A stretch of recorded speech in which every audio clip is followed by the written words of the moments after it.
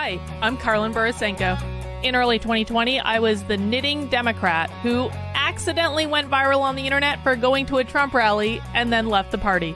I became the conservative darling, was on all the shows, traveled around the country, and then realized that conservatives were no better than Democrats. If there's one thing that I've learned, it's that both political tribes are two sides of the same coin.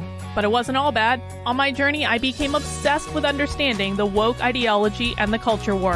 I broke the story of the city of Seattle doing segregated training with its employees. How bad has this stuff become? The city of Seattle has now put out, I'm not kidding you, this is according to Dr. Karlin Borisenko, who's an organizational psychologist. The city of Seattle asked its white employees to voluntarily spend a day off in a training about their internalized racial superiority. I broke the story that led to the first ever federal lawsuit against critical race theory in the schools. I broke the Coke Be Less White story, one of the biggest anti-woke stories of all time. It got over 30 million views. Coca-Cola's corporate headquarters even had to change their outgoing voicemail. Throughout the past few days, you may have seen inaccurate reporting on the content of our recently launched diversity, equity, and inclusion training program.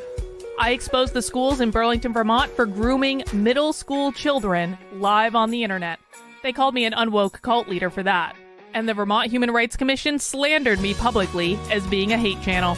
I even got called a hero in Breitbart for exposing that the Washington Post was writing a hit piece on Christopher Rufo. I have broken story after story after story about what's going on in the public schools, from Cambridge, Massachusetts, to autistic sex education, to the Department of Education in Michigan, literally training teachers all over the state how to groom children. I wrote a book called Actively Unwoke, the ultimate guide for fighting back against the woke insanity in your life. I host a podcast all about fighting back, and I'm downloading all of my knowledge to you on my Substack, karlin.substack.com. The world is a crazy place. We are literally surrounded by cults on all sides. On this show, we're going to do a deep dive into all aspects of the culture war, and I will show you the dark, dystopian underbellies on both sides. Here are the commitments I'll make to you. I will always tell you the truth. I will always bring you receipts. And if you stick with me, I promise you will see the world differently. Welcome to the cult. Please mount that like button for me and subscribe if you feel so inclined.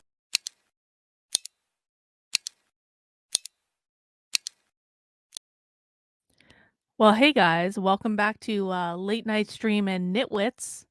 For those of you who just got here, we actually are doing a back-to-back Nitwits episode. This is impromptu. This was not the original plan, but, you know, the people have spoken, and apparently Sam Seder was really boring. I'm a little bit disappointed. I just watched 2 hours of Sam Seder. I hadn't watched Sam Seder in probably at least 10 years, to be honest, from back in the days when I was still a Democrat. And I was really disappointed in Sam. He's kind of lost a little bit of pep in his step. So we kind of decided that instead of continuing to try, why don't I just watch this episode of Tim Pool with the Serfs? I'm not guaranteeing I'm going to get through the whole thing. I'm sure you guys can kind of guide me to let me know where the good parts are in this here stream. But I've heard a lot about this episode where Tim finally got a leftist to come on his show. And I've heard there were fireworks. I've heard there was nonsense. And, you know, since we're doing a Nitwits stream, Nitwits is a little bit more laid back. It is not a serious stream. There will be drama. There will be bitchiness. There will be gossip. If you are only in it and you're like, Karlin, I don't like this drama content. I only want your serious content. Well, you can come back tonight on Saturday at 6 p.m. We're doing Socialism Saturday. You can come and join us for Socialism Saturday and learn how to become the very best comrade that you can be. So there is serious content on this channel. Nitwits is not the serious content on this channel. It is a time to blow off steam and to be a little bit bitchy and to get it out of our system, because sometimes that's what I like to do on 1 a.m. on a Saturday morning, all right? And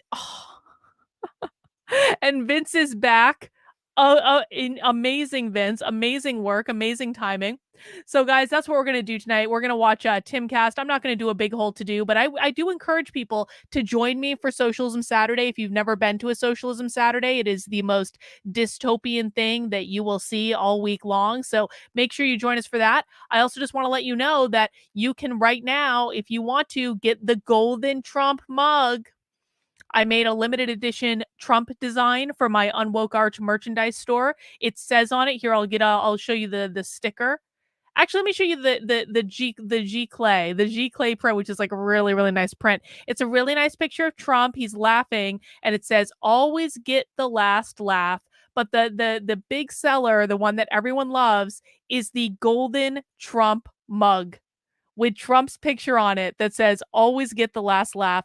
This is available on unwokeart.com for right now. It will not be available for long because it is a limited edition. So get it now while you still can. And while you are over on Unwoke Art, you can look at all sorts of other cool merch I've got as well. I've got stickers. I've got lots of t-shirts. I've got hoodies.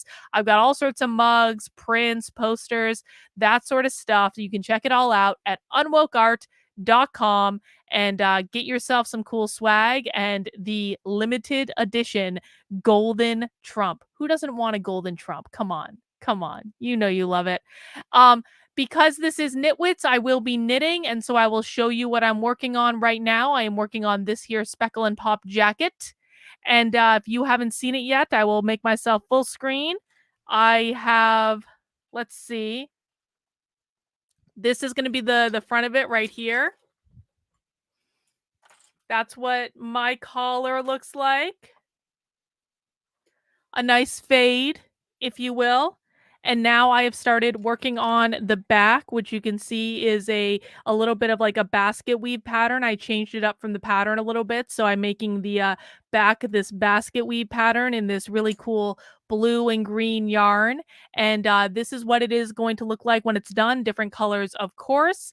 But what's cool about the Speckle and Pop is you can not only wear it like this, you can also wear it like this.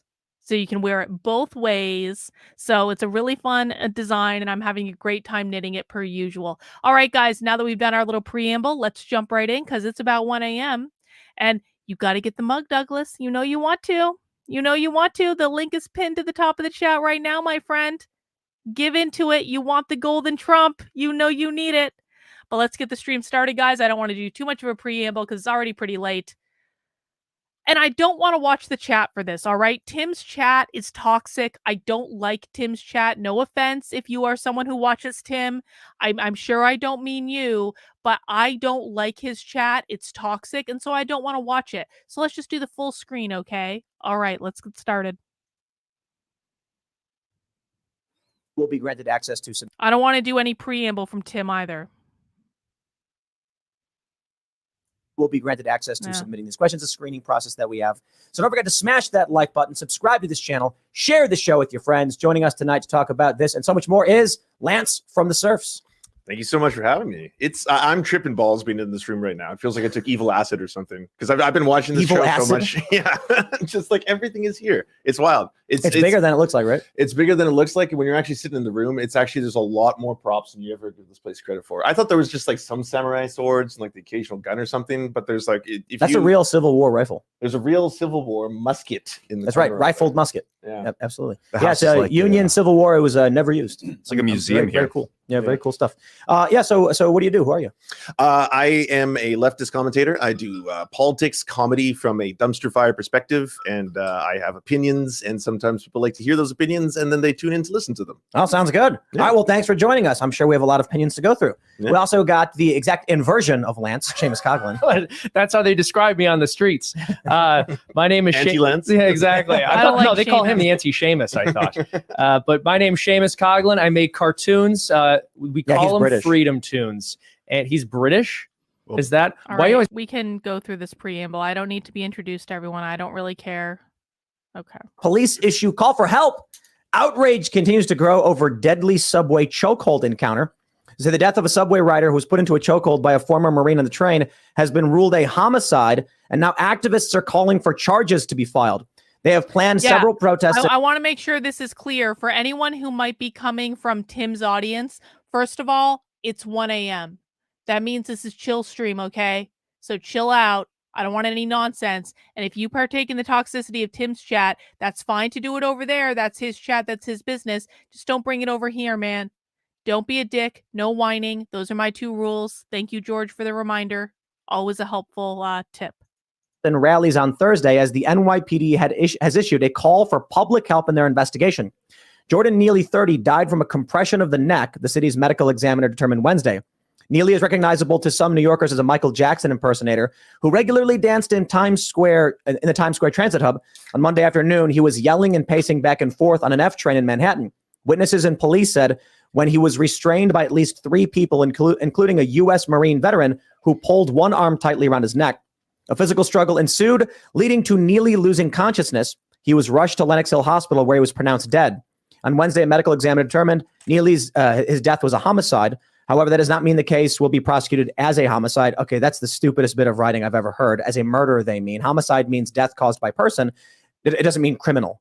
So what they're trying to say is, though the death was ruled a homicide, it does not mean the case will be prosecuted as a murder. That is up to the Manhattan DA's office, which is investigating. But I suppose I'm probably being a little bit too harsh because you can, they're not being clear here. You can make the argument there's reckless homicide, there's negligent homicide. And so what they're saying is it's not clear that he will be criminally charged. They probably just should have said. They're going to say, as a part of our rigorous ongoing investigation, we'll review the medical examiner's report, assess all available video and photo footage, identify and interview as many witnesses as possible, and obtain additional medical records, read a statement from a spokesperson for the DA. So we've got video coming out of New York. Protesters, I believe this was yesterday, were seen in the streets, and the police made some arrests. And we'll get into it in a little bit, but one of our reporters, Elad Eliyahu, was physically assaulted by one of the protesters and had his property destroyed while he was in the process of doing journalism. Oh, that was but nice of them. let's just get down to brass tacks here, because I'm sure there's going to be a lot of arguments about this one. This is a story of a guy who was having a mental breakdown. I guess the news that recently came out was that he was a subway performer and his mental health collapsed after his I think his mom was killed, is what they're reporting. And after that, he kind of just lost it. And then he had been arrested 40 times. He had once punched a 67-year-old woman in the face. And so as he was belligerent and on the subway, reportedly threatening people, saying that he would take it, he was ready to die and he would hurt people. This is when the 3 men subdued him. Reportedly, the Marine told everyone to call 911 and get the police down there. And then he ended up dying, which has resulted in the left, like AOC, whether or not people, because I don't know if you consider her left, but AOC. Yeah, she's progressive. She said this was a public murder. And now you've got protesters calling for this guy to be arrested. They're saying he committed a murder. And I think this is actually a really good example of what is described as anarcho-tyranny, in that you had 25 people pushed onto subway tracks in the past year. You've had like a woman get raped on a train in Philadelphia. And we don't hear a single peep from any of these politicians, from any of these activists, until someone actually stops the guy. If you go back 7 years, kills him, right? Kills him. He killed him. Sure. Yeah. So when someone is being violent and then someone else acts in self-defense of others. Okay, I'm gonna say what my position is on this, and I'm probably going to piss off everyone. I don't think that Jordan Neely should have died. I don't think that's good. I don't think that's acceptable. I don't think that's appropriate. And you can talk about any circumstantial evidence that you want in terms of like he was acting crazy, he was being dangerous. Okay, fine. I can kind of accept that maybe people were intimidated and maybe he was doing things that he shouldn't be doing, but that doesn't mean that you deserve to be murdered. I'm sorry. It doesn't mean you deserve to be murdered. And you can talk about how many crimes he's committed in his past. And I'm not suggesting that's good either. I'm not saying he was a good person. I'm not saying he was like an upstanding citizen, but that doesn't mean he deserved to be murdered. And I do think it's a little bit, and I'm not suggesting that Tim is making this argument specifically, but in general, I think it makes the conservative right look really racist every time a black man gets like killed under kind of suspicious kind of like circumstances where like maybe it probably shouldn't have really happened. And then the right comes out and they go, but he was a criminal. it makes them look really racist, and not like the fake kind of racist. It makes them look actually racist, and I don't think it's a good idea. I'm sorry. The person dies in the process. Now there's all of a sudden calls for, okay, so this guy should be criminally charged, but there was no call for stopping the 25 people being pushed on the subway tracks. That's an ongoing and acceptable thing, I suppose. I'm never going to sit here and try and defend people pushing people on the subway tracks. That's a crime. Like, that's terrible. Attempted murder. Yeah, exactly. Especially if they die. So that's horrible. No one's going to be on the other side of that argument. But in terms of like the guy who just got killed, isn't, and you can correct me if I'm wrong on this, doesn't, in self-defense, the proportionality of what you're doing has to be in response to the actual aggressive actions of the person, right? It has to be proportional. Is that correct? So you feel in your mind that it was a proportional response for him to choke him out to death in that situation because he was going to become such a threat to the person who choked him out. But you made a big leap right there. What's the leap? You're ascribing intent to the Marine to kill. Oh, I'm not saying he intended to kill him. I never said that, but he did end up killing him, right? That's immaterial. What has to be material, Tim, has to be, is he doing what he's doing? Proportionality argument, or are you making? Yes, I'm asking you that because what he did proportional to the threat? Yes. So the threat that he was going to do. It is proportional to subdue someone that is threatening other people and saying he'll die in the process. And end up killing him, even if that was see now you're doing it again. You're ascribing intent. No, I'm not ascribing intent. I'm saying the results. Hang on, I'm sorry. God, I fucking hate this because I fucking hate agreeing with leftists. Okay, I hate it. But Lance from the Serfs, I think, is actually correct here, where he's saying like this was him dying was disproportional to what happened. I agree with that. I'm sorry. I do. There was no reason for him to be in that chokehold as long as he was. No reason at all. Now, do I think that the Marine purposefully killed him? No. Do I think that the Marine intended to kill him? No. But that's not what he is saying. He's saying that the death was disproportional to what Jordan Neely actually did. And I don't agree with Tim on this. I think Tim is being unnecessarily argumentative. Yes, conservatives, we know in the chat, conservatives, that you think that black people deserve to die because they've committed crimes in their past. We got it, okay? I know. We've been through this several times before. I disagree with you, and I think that that makes you look racist to say that. I'm sorry. I do. I think it's racist. This is what happened. The guy's dead. He's dead, right? Results are immaterial to the proportionality of action. So the proportionality of action in your mind was justified to what he was doing, his actual actions. He held the guy on the ground while he said call 911. Killed him.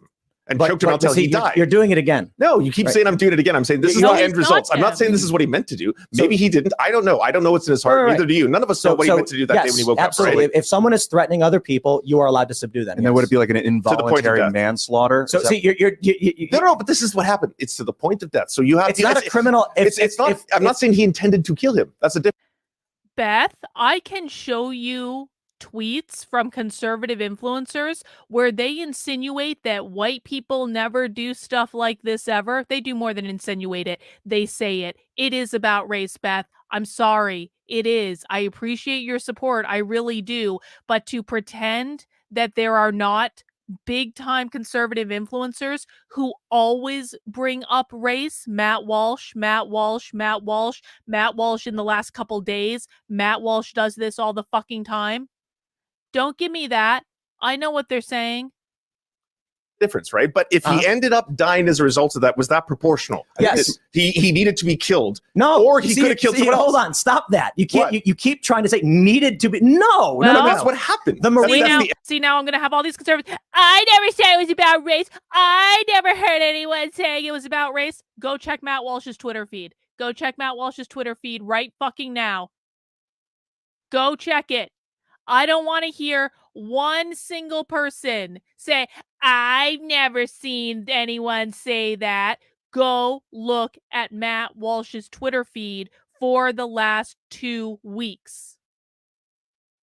Just because you haven't seen it, conservatives, your lived experience is not indicative of everyone, conservatives.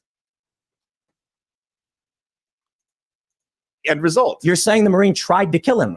No, I didn't say that. Then you are saying that I'm saying that. You're putting words in my mouth. I'm saying that's what ended up happening. Let me respond. Then why would you say needed to be killed? Because why did you what say he did to to him, his chokeout ended up with the guy dying. So that was the end result. So his proportional response to what he thought was a threat was that I'm going to choke him out. I'm not trying to kill him, but I'm going to choke him out.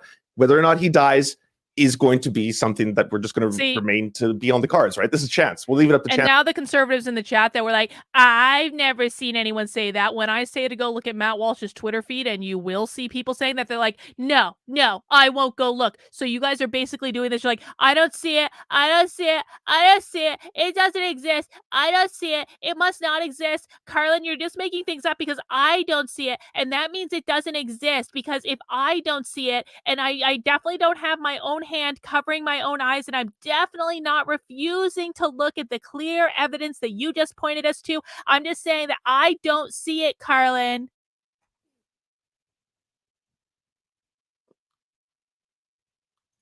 So you are making a huge leap right there. There's no leap, Tim. Yeah, what he's doing is that proportional. Is choking someone with the possibility of death. With the possibility of death. Yes. Okay. So absolutely. So I'll tell you this. Let me tell you. So if someone tried illegally entering my home, sure, I will use whatever force necessary to stop them from illegally entering my home and illegally entering my home. Right. I have the legal justification in the state that I live in to use whatever force necessary to stop someone from entering my home illegally. Now, you can't invite someone in, and there's actually some legal barriers here. Like, if someone actually walks up to your house and the door is open and they walk in, that's actually not an illegal entry. Mm-hmm. It is to a certain degree, but it's like trespass. Sure. It's like your door was open, there was no obstruction, and then you'll make an argument about entering the domicile could be considered fourth-degree burglary, depending on which state you're in. If they actually open the door and enter, they've now committed felony burglary. And you are entitled in West Virginia to use whatever force necessary to stop someone from illegally entering your house. That doesn't mean you just intend to actually kill someone. So in terms of we're out in the street, someone is threatening someone else. You are legally entitled to subdue them. Now, even if that even in the act of doing that, you could kill them. Yes, absolutely. Okay. Absolutely. Because where you're going with it is like, what act of subduing would be permitted in your mind then? Like holding his hands tightly? One that doesn't have a possibility of death, I would say, because give me one in your martial arts expertise. Zero, absolutely zero. Okay, so there's and I think I can contend that no one here has any, right? Am I in a judo room? I just watched a lot of movies. No, but sharp elbows. But no, none of us have black belts. We don't know this shit. We're just a bunch of people who talk on the internet. But now going black belt. I mean, I have hostile environment training, and I have some minimal martial arts training. Minimal. I've done some kung fu, taekwondo. So once again, there's no experts here to talk about this. Yeah. So certainly will contend I am not an expert. However, if someone is threatening harm against another person, and 3 people find it reasonable to subdue him, and the person dies, that person was in the process of committing a crime. If you lose your life in the process of committing a crime, I'm not going to blame the victims for this, right? Would you blame the victims for this? When you're saying victims, you mean the people who killed him? The people who are being attacked. But were they attacked prior, or did they try to subdue him? Do we have footage before the event begins? So in New York, for example, if you go up to someone and threaten them, you've committed a crime, right? You've committed a criminal act of violence against another person by threatening them and going up to their face. Right. And so you're saying at that point you have the ability to proportionally respond with violence. Actually, there's a video of this. Myth Informed has it. 7 years ago, this man was called a hero for diffusing violence by putting another man in a chokehold. A man in the subway was getting up in people's faces and he was threatening them. And another man got up behind him and put him in a chokehold. And he was put on national television and he was celebrated as a hero for doing so. So this is what I'm talking about. Did the guy die? Did he die? There might be a difference there. Anarcho-tyranny. I feel like you're latching onto this completely from a point of you don't have knowledge on proper technique for subduing an individual. None of us do. Nor the legal expertise. None of us do as well. But see that's kind of an absurd thing to just outright. Well, look, hang on. Again, like, I fucking hate that Tim is making me take the side of the leftist in this one, because I'm sure this guy is going to say a lot of shit that I really do not agree with at all. Did the guy die, or are you making shit up? God, I fucking swear. Conservatives make me take the sides of leftists, and I don't fucking like it. But Tim is being argumentative here. The whole point of this show is people are allowed to have opinions. I'm sorry. I'm allowed to have an opinion. You are allowed to have an opinion. Tim is allowed to have an opinion. Lance is allowed to have an opinion. You don't need to go to Taekwondo training to have an opinion. You don't need to go to fucking law school in order to have an opinion.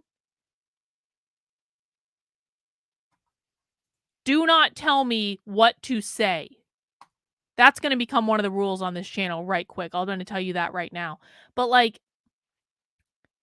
you brought him on your show to have an opinion. So why are you telling him it is completely unreasonable for you to have an opinion? He's allowed to have a fucking opinion, Tim. And he doesn't need you to approve of his credentials in order for him to have an opinion. Going to say this guy committed a murder and should go to prison, but I'm not an expert and neither are you. Therefore, he should be convicted. I never said that. I'm actually asking questions because these are things that I don't fully understand about. Is it legal for him to do what he did? Yes. That's why he wasn't proportionally legal. Yes. Okay. That's why he wasn't charged. He was released. However, in this day and age, what's likely going to happen is Anarcho-tyranny.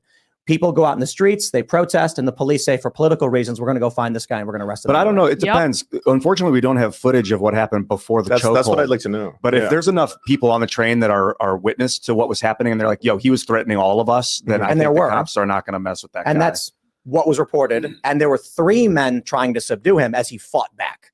So there's no debate that this guy was acting violently and threatening people, and even said he was prepared to die. At that point, you have what could be a terroristic threat.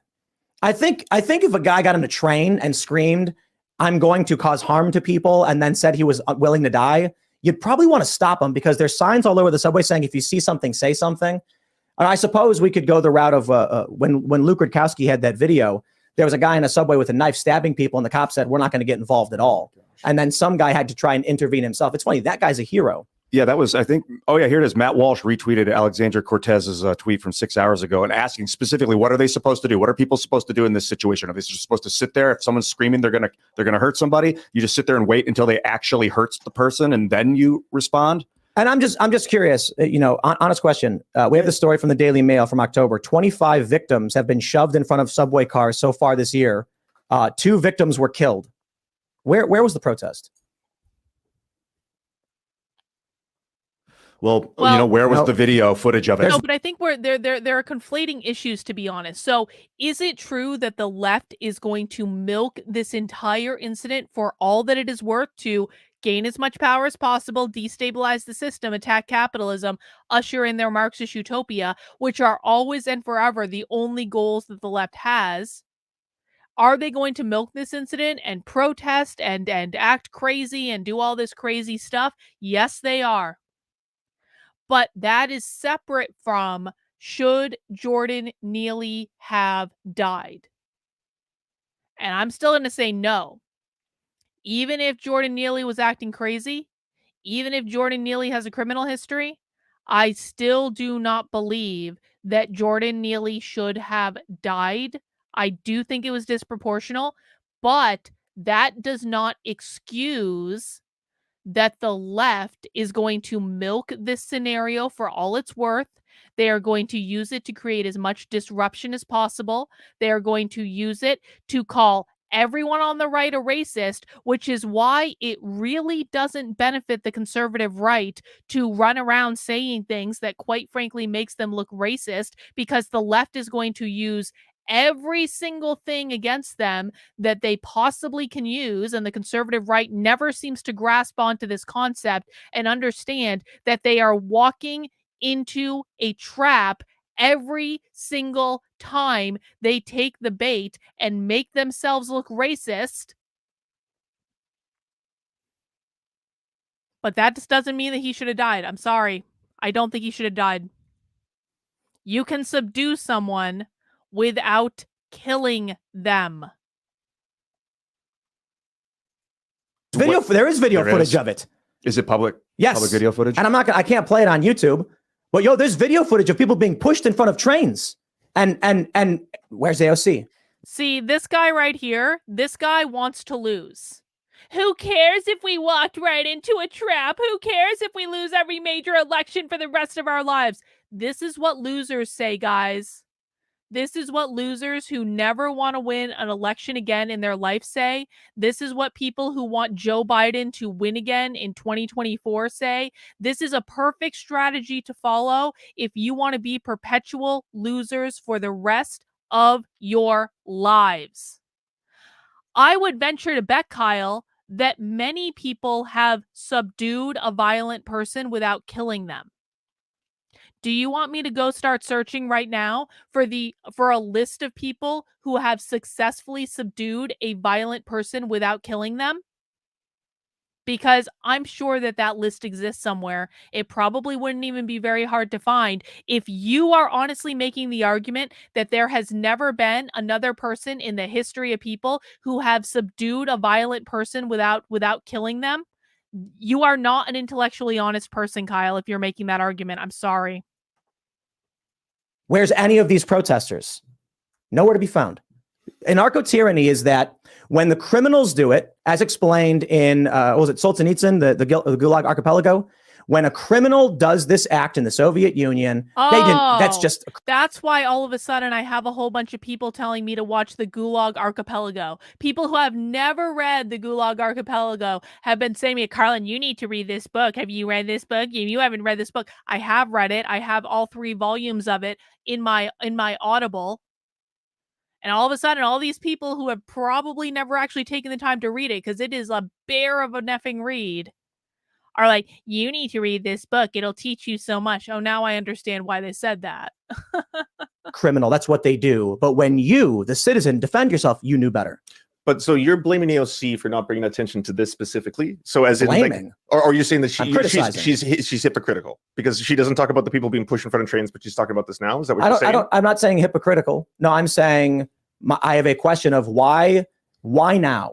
Why only when people are victimized and they defend themselves are we now upset about what happened on the subway? Saying victimized. We're talking about a poor. I'll tell you exactly why. Because they think that they can use the incident to achieve one and/or all of their 4 goals, which are gain as much power as possible, destabilize the system, attack capitalism, usher in their Marxist utopia. Every single thing that the woke left does is to achieve one of those 4 goals. And so if you are asking why AOC is pouncing on this and hasn't commented on any of the other incidents, it's because the other incidents do not allow her to gain as much power as possible, destabilize the system, attack capitalism, and usher in her Marxist utopia. But this incident does allow her to do those things. That's why she's jumping on it. This is not even that hard to figure out. Or homeless person who yes, may have been having an episode and died in what ended up being the struggle. That's so. Why are the people who were subduing him victims? What makes them victims of this? He assaulted them. So you have that on camera that he assaulted them first. According to all the news reports and the police and the witness statements. Can we see the footage? I want to see. I haven't seen that yet.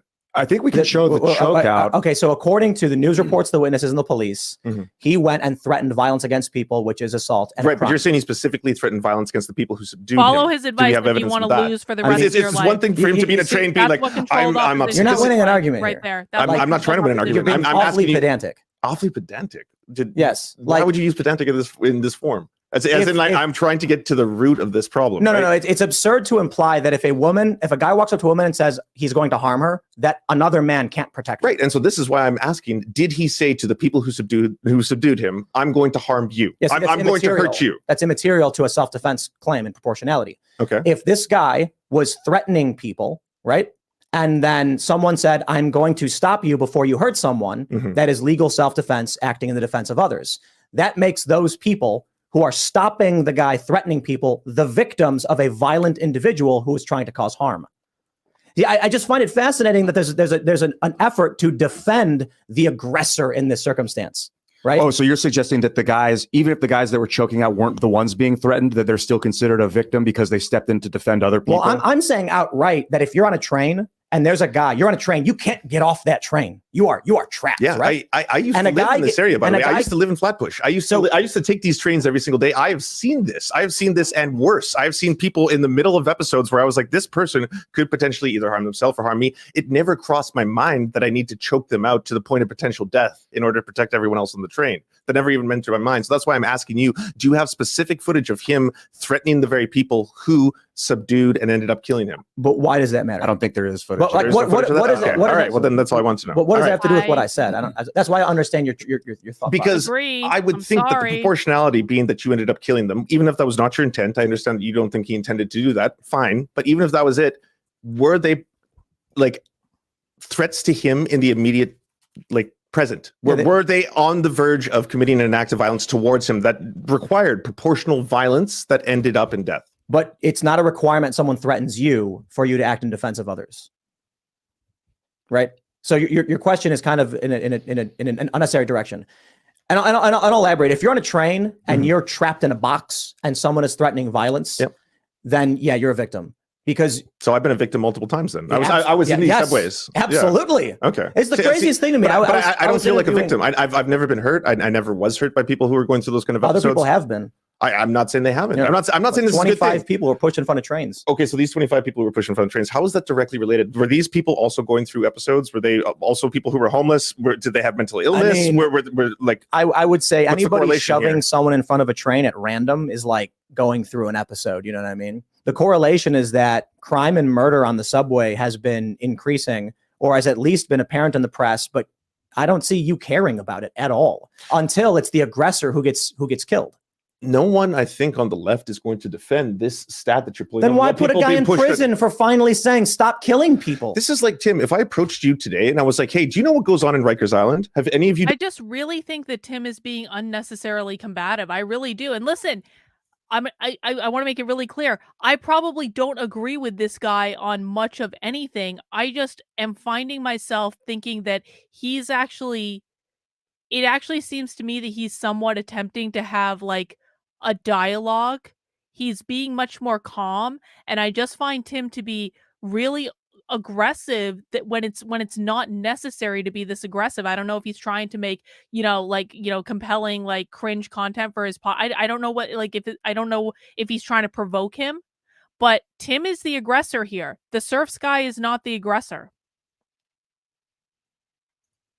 Done a show on what happens in Rikers Island, how they hold people in Rikers Island? Do you know what we not Rikers Island specifically, but we talk about prison reform all the time. Okay, do you know about bail reform and the fact that people die in Rikers Island waiting to have their day in court because they can't afford it? And we talked about it. And you've done entire shows on that. And we talked about how people literally die in prison while they're waiting for that shit. We talked That's about terrible. Okay, so we actually talked about one guy who got wrongly arrested, lost his job, was kicked out of his apartment, went to Rikers for 3 months, only to be released and then told, sorry, there's nothing you can do about it. The city owes him nothing because they considered the prosecution not to be malicious. But this is the problem, man. Like, we talk about stuff like this all the time. But the example you just gave me was not me talking about the systemic problem of people who are poor being in Rikers Island before they get to trial. They die before they're not released. You just gave me a story of someone who was released prior to that. I'm giving you an example of a specific show we've actually talked about someone wrongly held and had.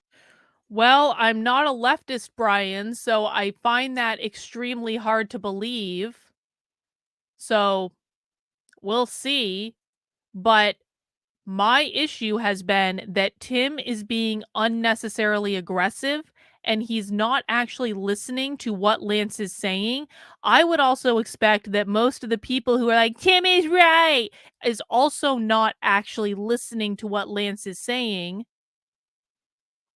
So no, I mean, I suspect I'm not going to agree with him on a whole heck of a lot. I guess we'll see.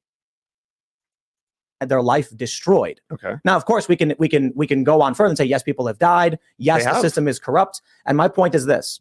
When we talk about stuff like this, like, wow, in October, we talked about 25 people being pushed in front of trains. Just because he doesn't come across as unhinged, though, doesn't mean I'm going to agree with him. Whether or not someone is coming across as unhinged is a completely separate issue about then whether or not I agree with him. Right now, I think that he looks like the more reasonable human being in the discussion. I also happen to agree with some, though not all, of what he's saying.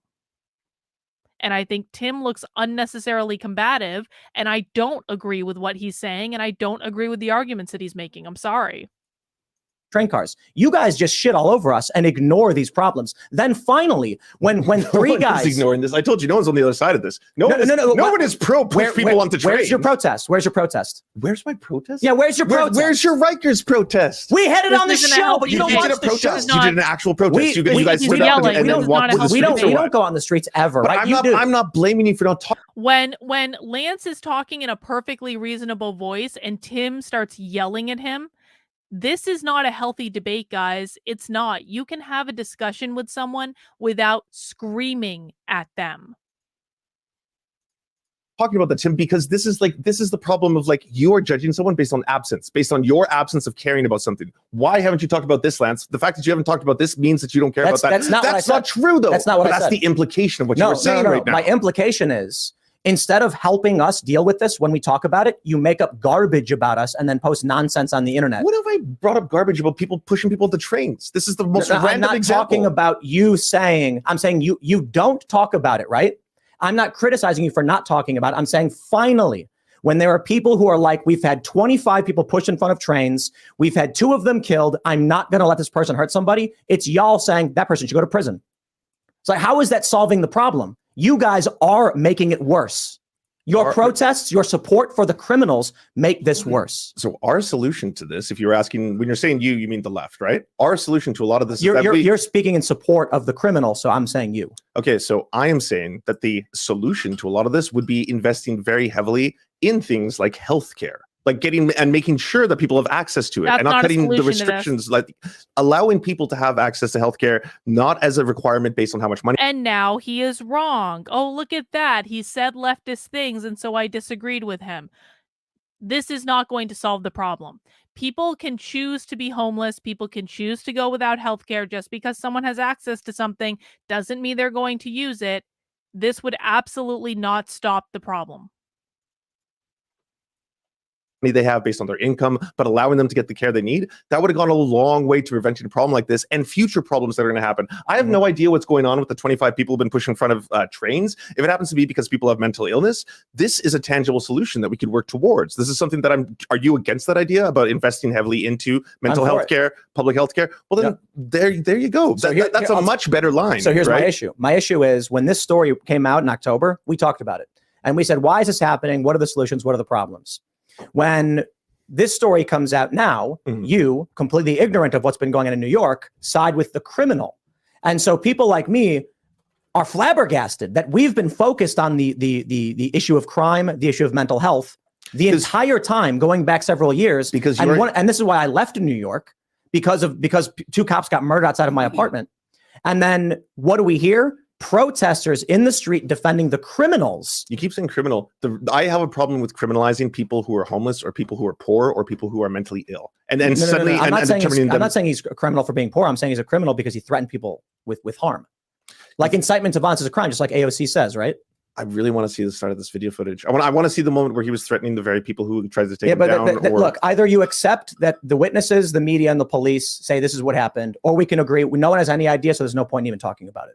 I think the interesting maybe confluence. I'm going to be perfectly blunt. As someone who is told things by people all day, every day, that they swear up and down are true, that they say, Carlin, I promise you this is what happens. And then I go and look at the receipts, and the receipts show no similarity and no resemblance to what the person. I'm going to tell you a story. So last week for happy hour, we got into a debate about Kinsey in my happy hour stream, and half of my chat swore up and down that Kinsey had molested children, and they swore like, yes, he did. He molested children during his research. And guess what? I said, I don't think that's true. And no, Carlin, we swear. This is a fact. He did it. We swear. Well, guess what happened? After the stream that night, I went and looked it up. And I went and looked it up from several different sources. And it absolutely was not true. It was not true in any way.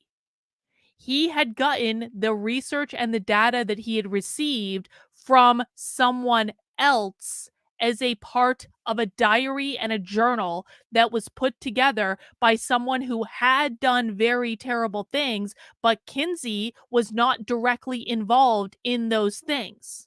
And so I say this because people can swear up and down that things are true and that things happened and that those things have no basis in reality at all. So no, I don't believe the witnesses. I absolutely do not believe the witnesses at all. And people might not like that, but I am lied to by people almost every single day. And I don't even think that they know that they're lying half the time. I think that they really do make up stories in their head that they convince themselves are real that have no basis in reality at all. So I want the evidence. I want the video. I'm sure there was a video camera on that train. I want to see what exactly happened. And I'm not going to believe a single witness until that happens. Let's see. Thank you, Beth, for the super chat. Speaking of terrible solutions, have you heard they are displacing homeless veterans in shelters to house illegals? It's happening 3 miles from my sister-in-law's house. I mean, I think there are going to be other solutions other than that. I don't think necessarily the solution that I would offer is that they don't house anyone. I think that all human life has value, if I'm honest, Beth. Now, I don't think that anyone should be displaced over it. But I would think that there would be a solution in which people could accommodate everyone, to be honest. I don't think we should be choosing. One human life is not any more or less valuable than any other human life, guys, whether or not they're an illegal or not. Is that you are mentioning preventative measures Sure. are a way to go about it. What do you think about defensive measures? Like people should be armed and ready for this kind of thing, regardless of the prevention methods. I mean, when it comes to defensive measures and people should be armed, Well, King Peter, everyone in my chat last week was really consistent too. They all said, yes, Carlin, we swear this is true. And it wasn't. Happens all the time. I'm going to probably be on the exact opposite as the rest of you because you're probably very pro-gun here, right? Oh, yeah. I'm just making, yeah. We don't have the same problems in Canada that you do in the United States for mass shootings, for mass gun violence, for that kind of stuff. You have 30 million people, don't you? Is it 30 million? Okay, so by ratio of the population, Tim. So if you compare ratio of the population, Canadians to America, we don't have mass shootings like you do. No one else does. It's a uniquely American problem. The mass shooting thing is a uniquely American thing. Obesity is pretty heavy here. Well, too. it's There's a lot of- I don't think it's fair to say uniquely American because there are mass shootings in many other countries. Oh, there is, but it's a uniquely American problem that it's disproportionately happening here. Well, mass killings aren't unique. You're right, Peter. They're very different in that the chat actually should have been more accurate because the chat had access to Google and could have Googled the same information I did. Whereas when you're witnessing something, it's actually a lot easier to get it wrong. It is significantly easier to get something wrong when you are an eyewitness to the event because of how emotionally charged any situation is. You're going to see what you want to see. That's not necessarily the same thing that happened. So you are absolutely correct that chat and eyewitnesses are different. Chat should have been more accurate had they bothered to actually do the fact check I did. And the eyewitnesses on the subway can actually just coincidentally be provably less accurate than someone who actually has a piece of paper in front of them. So you're correct about that. Thank you for proving my point. Uniquely American problem, but mass killings done with the use of firearms is much more uniquely American. I don't think anyone's going to debate that countries that have fewer firearms are going to have fewer people killing each other with firearms. It then becomes a Australia has more per capita than the United States. Is that right? Per capita? That is not true. No country comes close to the United States. List of countries by no. Okay, I'm sorry. That was a mistake. Sorry, El Australia. Salvador, Venezuela. And when you're correct, So when you're is it all right if I And by the way, for people who thought I would continue to agree with the leftist Brian, I'm very pro 2A. I think people should be able to have whatever guns they want. I don't really care. It makes no difference to me. I don't support like laws restricting anything because I think they will always inherently be used against people rather than as some sort of safety measure. And so that's my position on that. Again, I do not agree with the leftist. We'll see how this goes. just finish my thought? Sure. Yeah. And then So my basic point. That was is, way off. The United States is not the most. It is 1, 2, 3, 4, 5, 6, 7, 8, 9th. Yes. Salvador. And so of all the other countries in that list, which of them are considered part of the G20? You have to compare countries that have similar economic systems, similar economic societal structures. the United States places number 1 when you compare them to any other G20 country. Yeah, no, so Yeah. it's true that as far as developed nations go, the Yes. United States does have a much higher rate of gun violence. I don't deny that. My argument More is guns. simply that other nations do have higher rates, depending on the nation that you're looking at. There's still a pretty decently high homicide rate in a lot of developed countries, and there are a lot of mass killings. In the United States, those mass killings are generally carried out with firearms, but according to CDC studies, firearms are used to prevent more violent crimes each year than they're used to commit. So it's a much more complex argument than simply saying the U.S. has more firearm deaths, therefore restricting firearm ownership would prevent those. Let me ask you too. Sure. Do you know what country has the most grenade attacks? I only know the answer because I saw you type in it. I think Right. it's Sweden, right? I actually didn't type that in. I searched for- By the way, I would decently have no high idea. murder rate was a very clumsy. I don't want to cheat, so I saw you type in it, but yeah. I did so not. I didn't know that I until didn't type in Sweden. I Okay. typed in most grenade attacks by country, and Sweden is the only thing that comes up. Wow. And yeah, Sweden has more grenade attacks than any other country, but grenades are illegal there.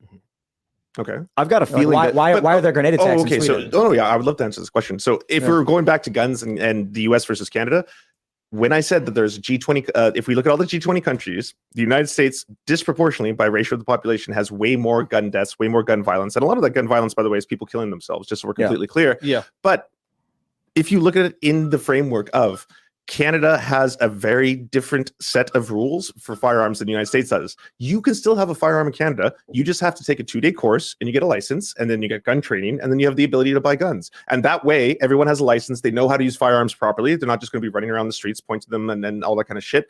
And But you can also control for that. But You that's not what's happening in the United States. Like people just running around randomly. Like No, I'm not saying that it is. But I'm saying that that is in my opinion, that is a better system. I'm not trying to take your guns away. Hell no. I think guns are fun. We all love shooting guns. I like having a second penis. I'm just saying that, like, at the end of the day, if you look at how it works with Canada, this could be applied to the United States federally. You could have a federal program where you have to have a 2-day gun training program. You tax the gun producers and the weapons manufacturers, and then you get them to pay for it, so poor people could afford this program. Right, but you can't do that because gun ownership is a constitutional right, or I should say, gun ownership is a human right, guaranteed, protected against government infringement. I'm all about training in schools. I think the public I schools should have agree. gun training for kids. Like they used to. They used to, Absolutely, yeah. Gun clubs. I would highly advocate. I actually argued that when I was fake running for governor. I said that if I got elected governor, I would put a gun training program that is like a graduation requirement in every public school in New Hampshire.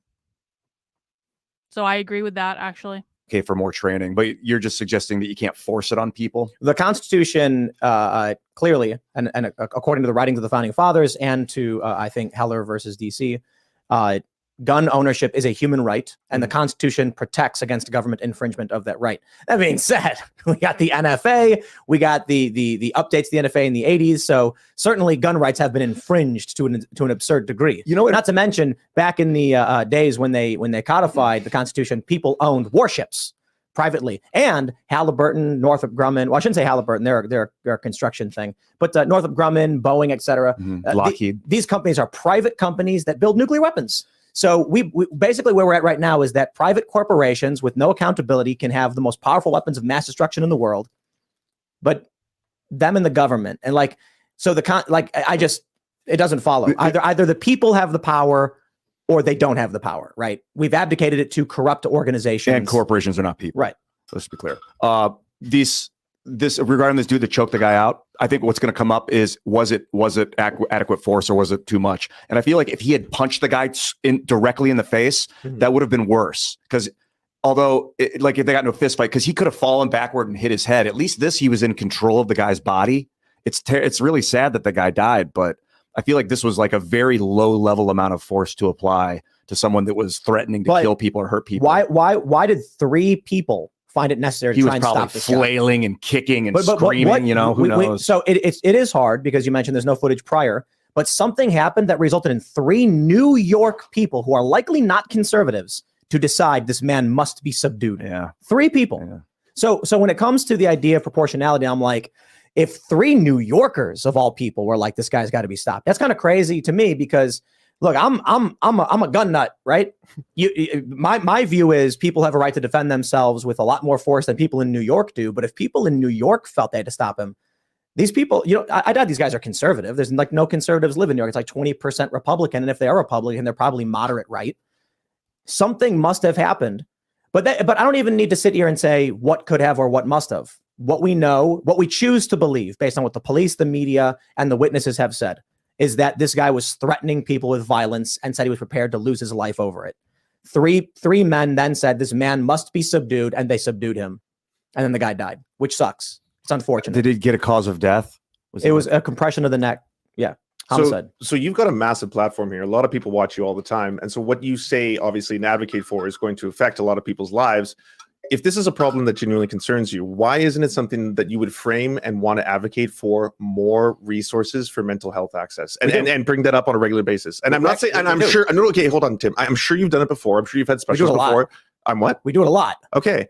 Why isn't that the focus? Why isn't today, hey, by the way, everybody, this horrifying tragedy happened on the New York subway. We got to talk about this. Yeah. Here's our angle. Our angle is we need to invest in mental health. We need to invest in giving access to public health care for Americans. First of all, when it comes to the issue of violence in this country, conservatives have been screaming about mental health for decades. Reagan is one of the ones that like gutted the institutions in America. Really? Yeah, Reagan's one of the worst presidents this country's ever had. No fault divorce. I cannot think of when I've heard conservatives actually advocating for more mental health resources in this country.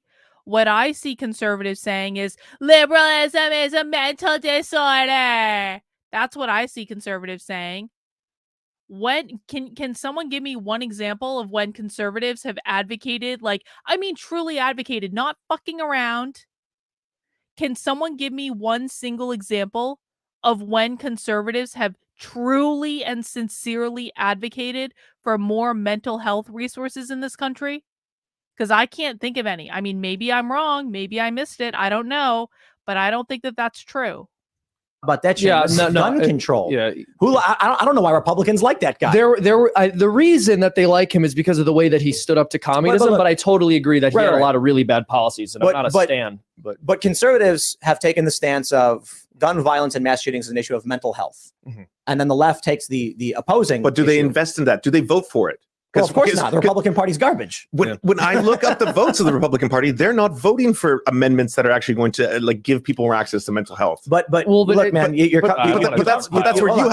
have an opportunity. But you don't want to come onto a show where we say the Democratic and Republican Party should be dismantled and obliterated, and then make an argument that one side is bad. I'll sit here and be like, bro, if you want to have make a list of every single member of Congress who should be removed from office, I will put all of them but like 4. One problem is that when people advocate for mental health, a lot of that advocation is more drugs, that this new drug will fix your brain. But I'm of the belief that less drugs allow you to fix your, sometimes for very short periods of time, you might need something to help, but then you don't want people long-term. I don't want them on psycho, crazy pharmaceuticals that make them go, Right. Well, and we have to bring up often this medication actually increases suicidal ideation and aggressive thoughts and things like that. But I do want to answer your question. You said, why isn't that the subject of the show today? Yeah, or the premise or the framing of it. Because when we do talk about this stuff on a normal day, when news breaks of 25 people push in front of trains, or a woman was raped on a train in Philadelphia, and we're sitting here saying what is going on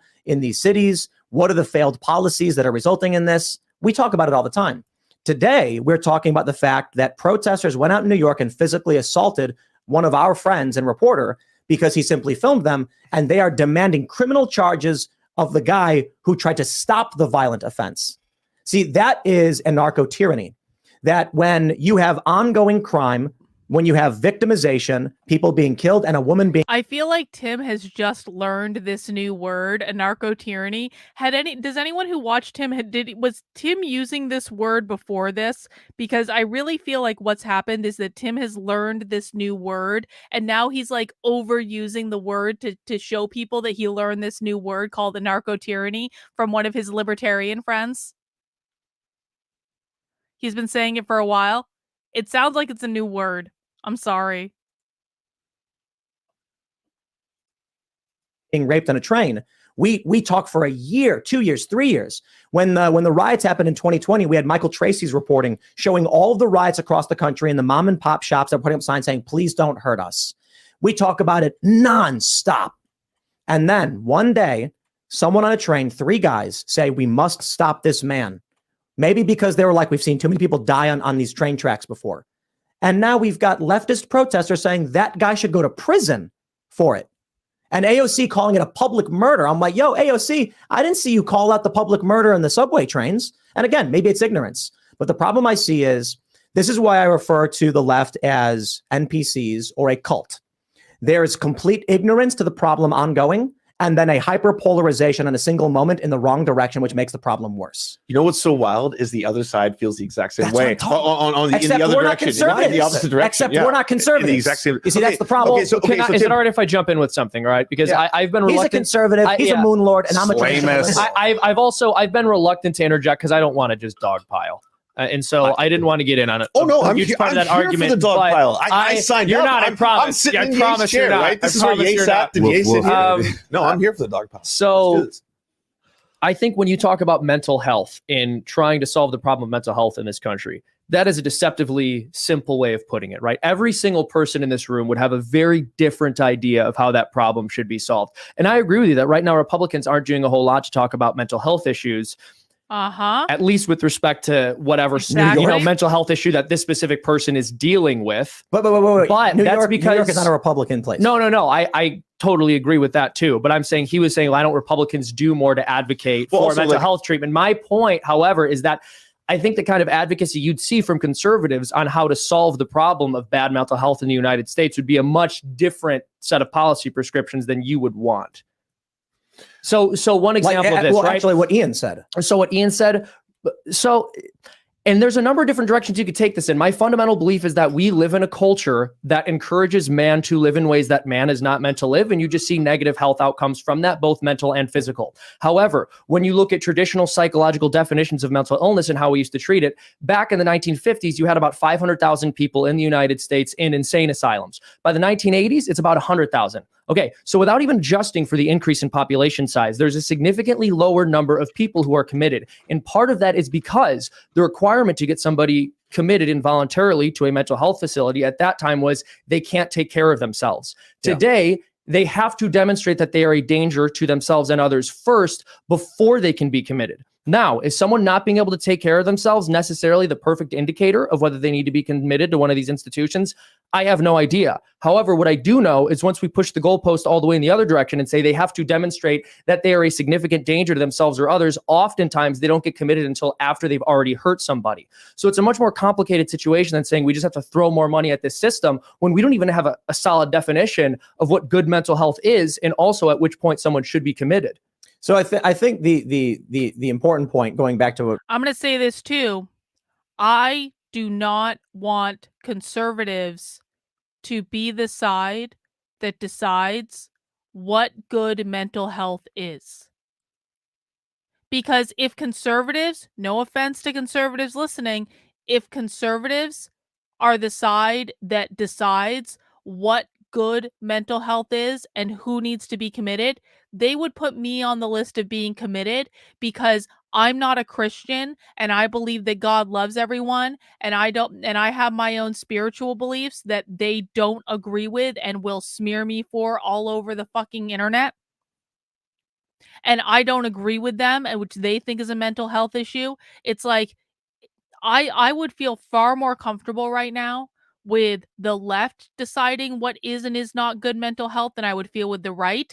And that doesn't mean that I think that the left is sane, because I don't think they're sane, but I don't want the right making decisions about what is acceptable in society and what is not acceptable in society. That's not what a free society is.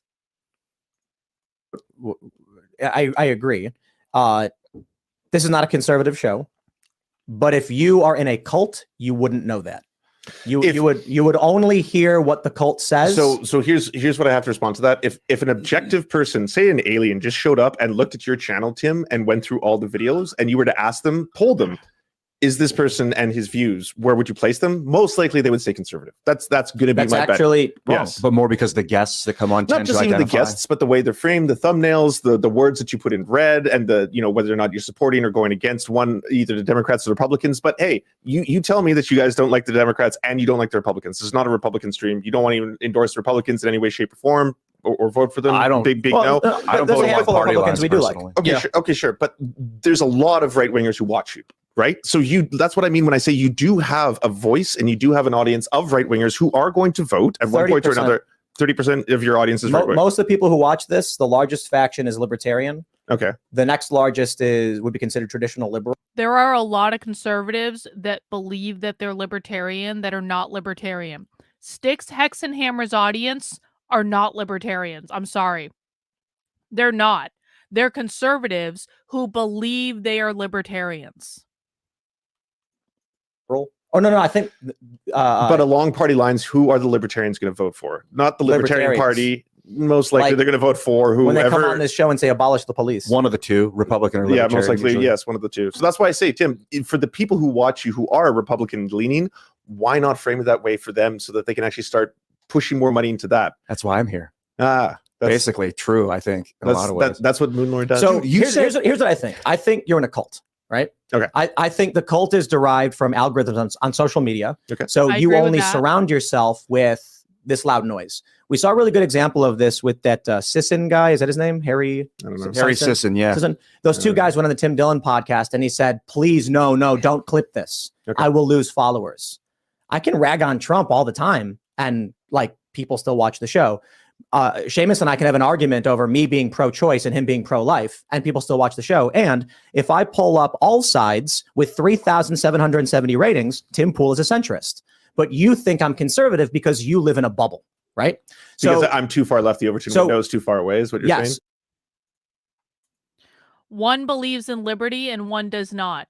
If you want to use the state to restrict what other people can do with their own bodies, you are not a libertarian.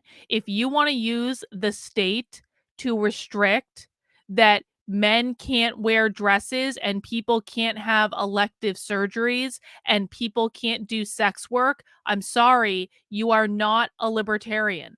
Because that is quite literally saying that you are in control of other people's bodies. A lot of people on the right believe they're libertarians, but they're not libertarians because they don't actually believe in individual liberties for everyone. They only believe in individual liberties for themselves. If you are unwilling to defend the right of someone you disagree with to live in a way that you would not choose to live yourself, you are probably a conservative and not a libertarian.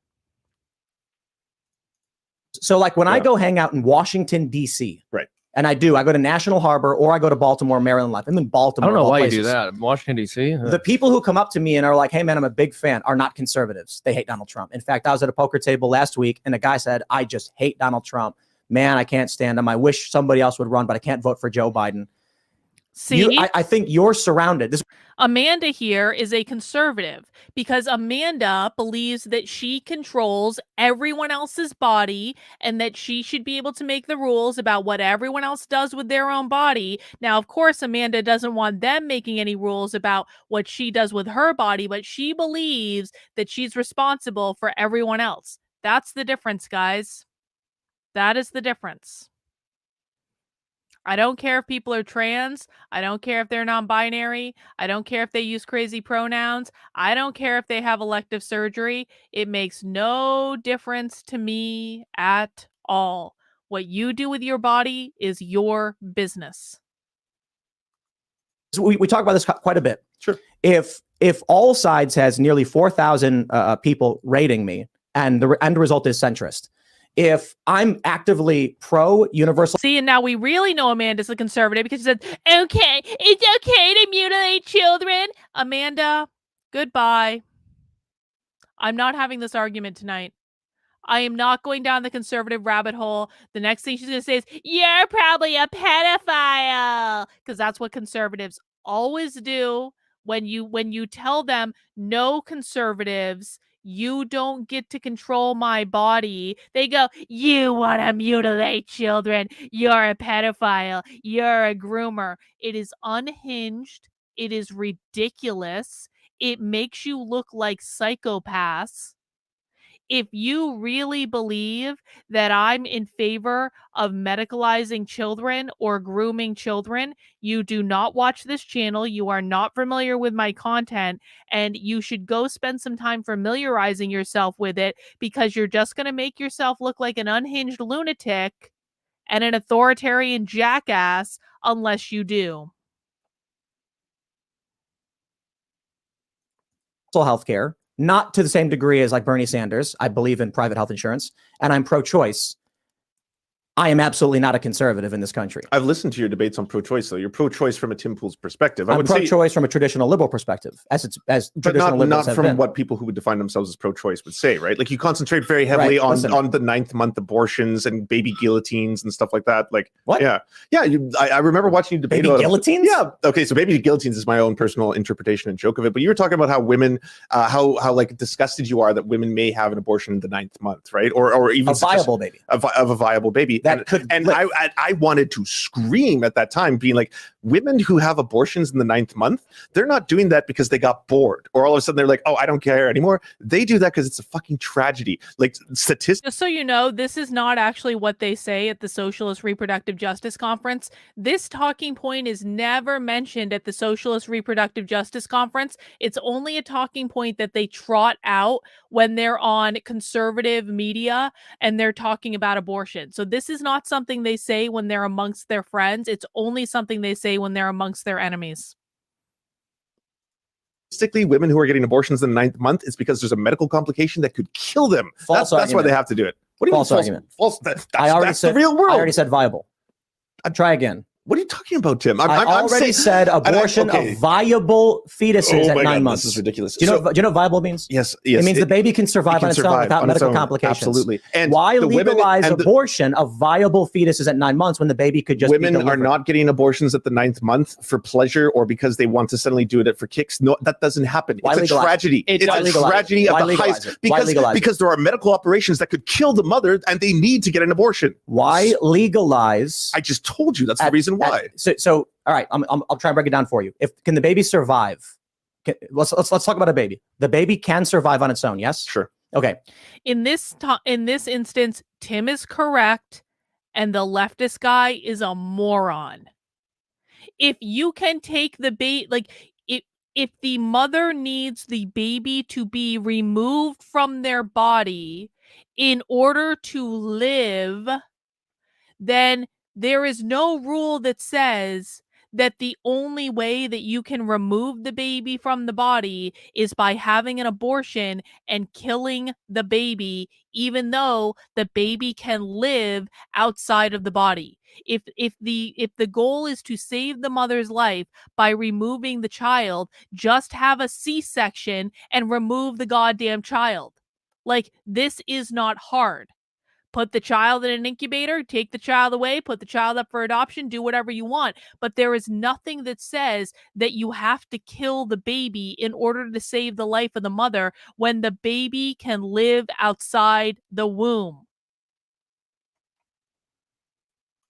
Abortion is defined by Planned Parenthood and the law as terminating the life of the baby. Correct. Why terminate the life of the baby if it can survive on its own? Because it could kill both of them. That's why it is done at that stage. No. So how do you kill one or the other, and they have to make the tough decision at that point. So how do you remove the fully formed 9-month baby at that point? Oh, I don't know the science of it. I've never performed that operation So before. shouldn't the law then be, if the baby must be removed and it is alive and capable of survival, all actions must be taken to preserve the life of the child and the mother? I would say they'd probably choose the mother first, right? Why? And this is such a strange scenario. How often do you think that this happens and all of a sudden they're like, the baby could have lived. You could have done it. Why did you choose the other option? It's like, this is a tragedy of the highest order because they want to have the kid. At 9 months pregnant, a woman is on her way to give birth. So it's like, it's the worst possible fucking thing that could happen to her. That's not always, again, I said I didn't want a dog pile, but that's he sounds like a moron. Jen says, I was born C-section. This talk is insane. I mean, it's just like, what do you...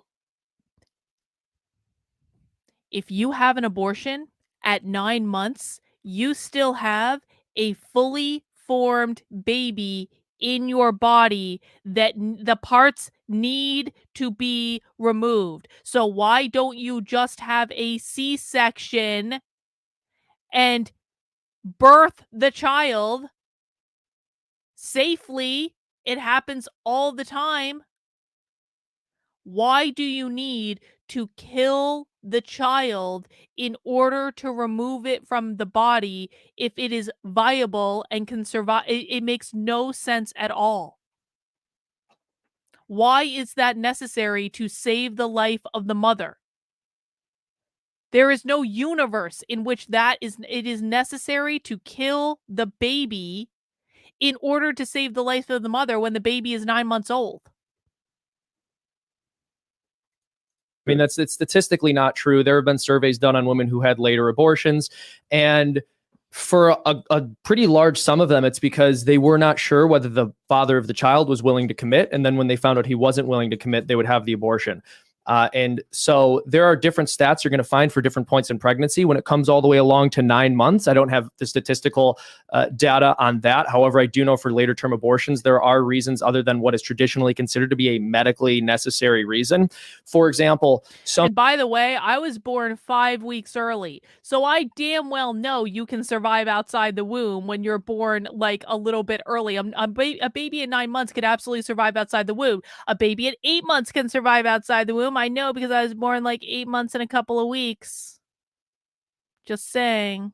Some people will say that a negative mental health outcome is a reason to abort a child later in pregnancy. So if the woman is depressed, they will list that as a reason for why the child had to be terminated to save the life of the mother, which is certainly not the case, very obviously. And to the point of what Tim is saying, when we say there's no such thing as a medically necessary abortion, the principle behind that is if there is an operation which is necessary to save the life of the mother, and then she miscarries the child as a result of that operation, which was necessary to save her life, that's not an abortion because nobody's intent was to go in there and end the life of the unborn child. And so if a woman's having complications where she has to deliver early, you deliver the child early, of course. And if you're at a point in pregnancy where the child isn't viable, that's a horrible tragedy. You still do what you can to save the child, but you can't always save the child. And we understand that.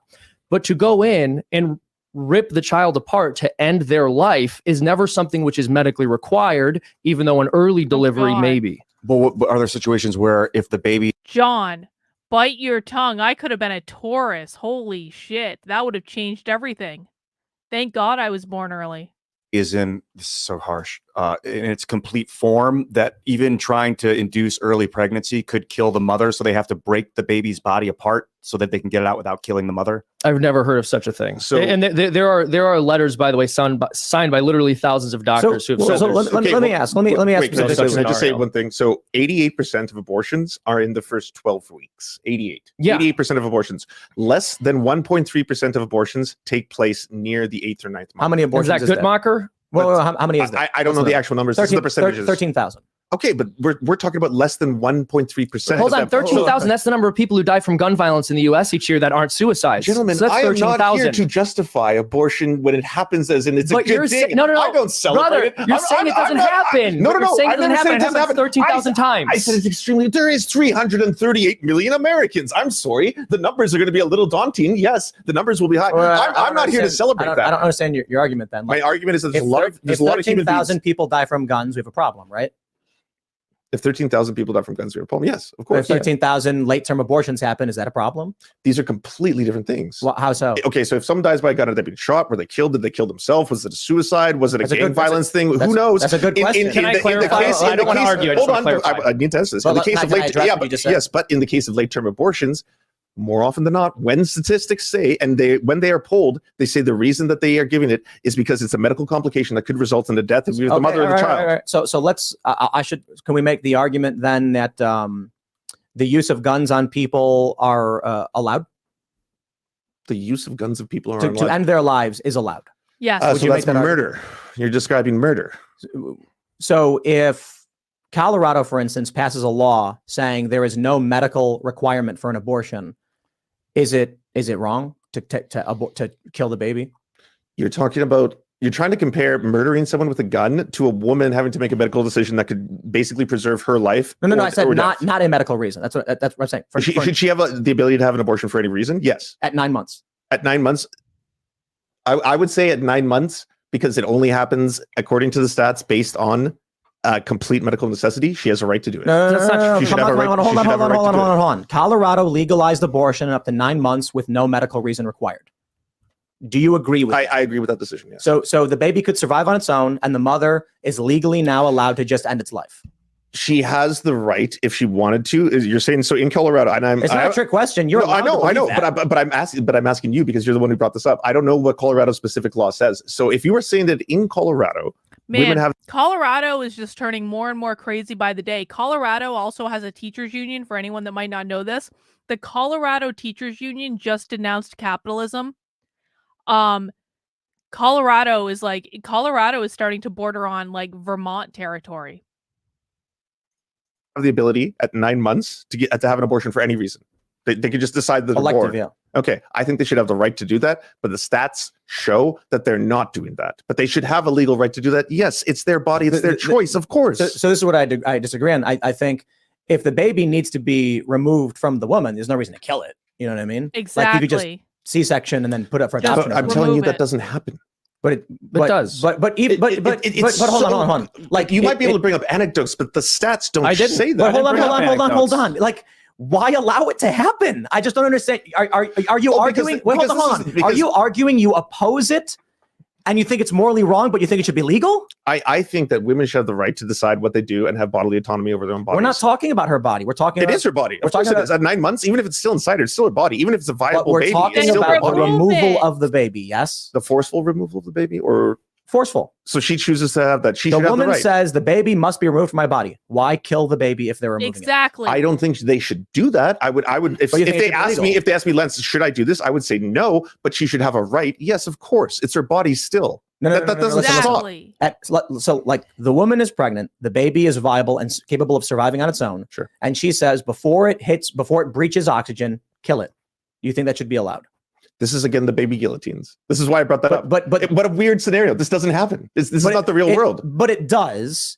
And if the argument is that it doesn't happen enough for you to care, that's fine. You're allowed to believe that. Sure. What I don't understand. If it doesn't happen, then what is the harm of crafting some sort of law that says if the baby is viable, we will remove it from the body, with all efforts being made to preserve both the life of the mother and the life of the child? I just don't know why this would be a problem. If it doesn't happen, then literally no one would be impacted. So who cares?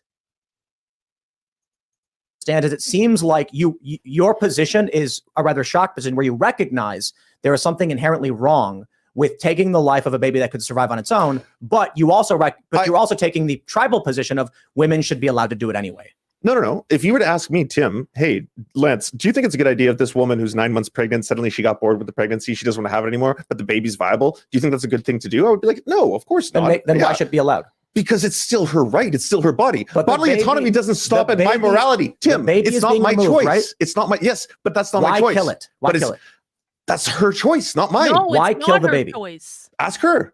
Ask her. Okay. So my point is simply this. You don't need to be shocked by it. You're allowed to have that moral position.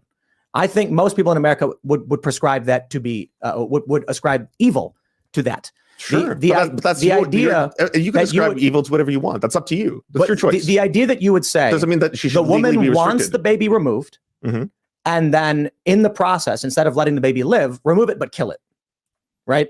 There's no reason to do that. You can give the baby up for adoption. You can drop the baby off on the doorstep of a post office. I agree with you. I'm not disputing that. So why legalize? Even if it's one, why legalize? You see, this is the craziest thing. Because her autonomy should not be cut off based on your morality. Because you don't think that idea is good. You don't like it. The baby's been removed from her body. Her autonomy isn't cut off. She can get the baby out of the body. That doesn't mean you have to kill the baby.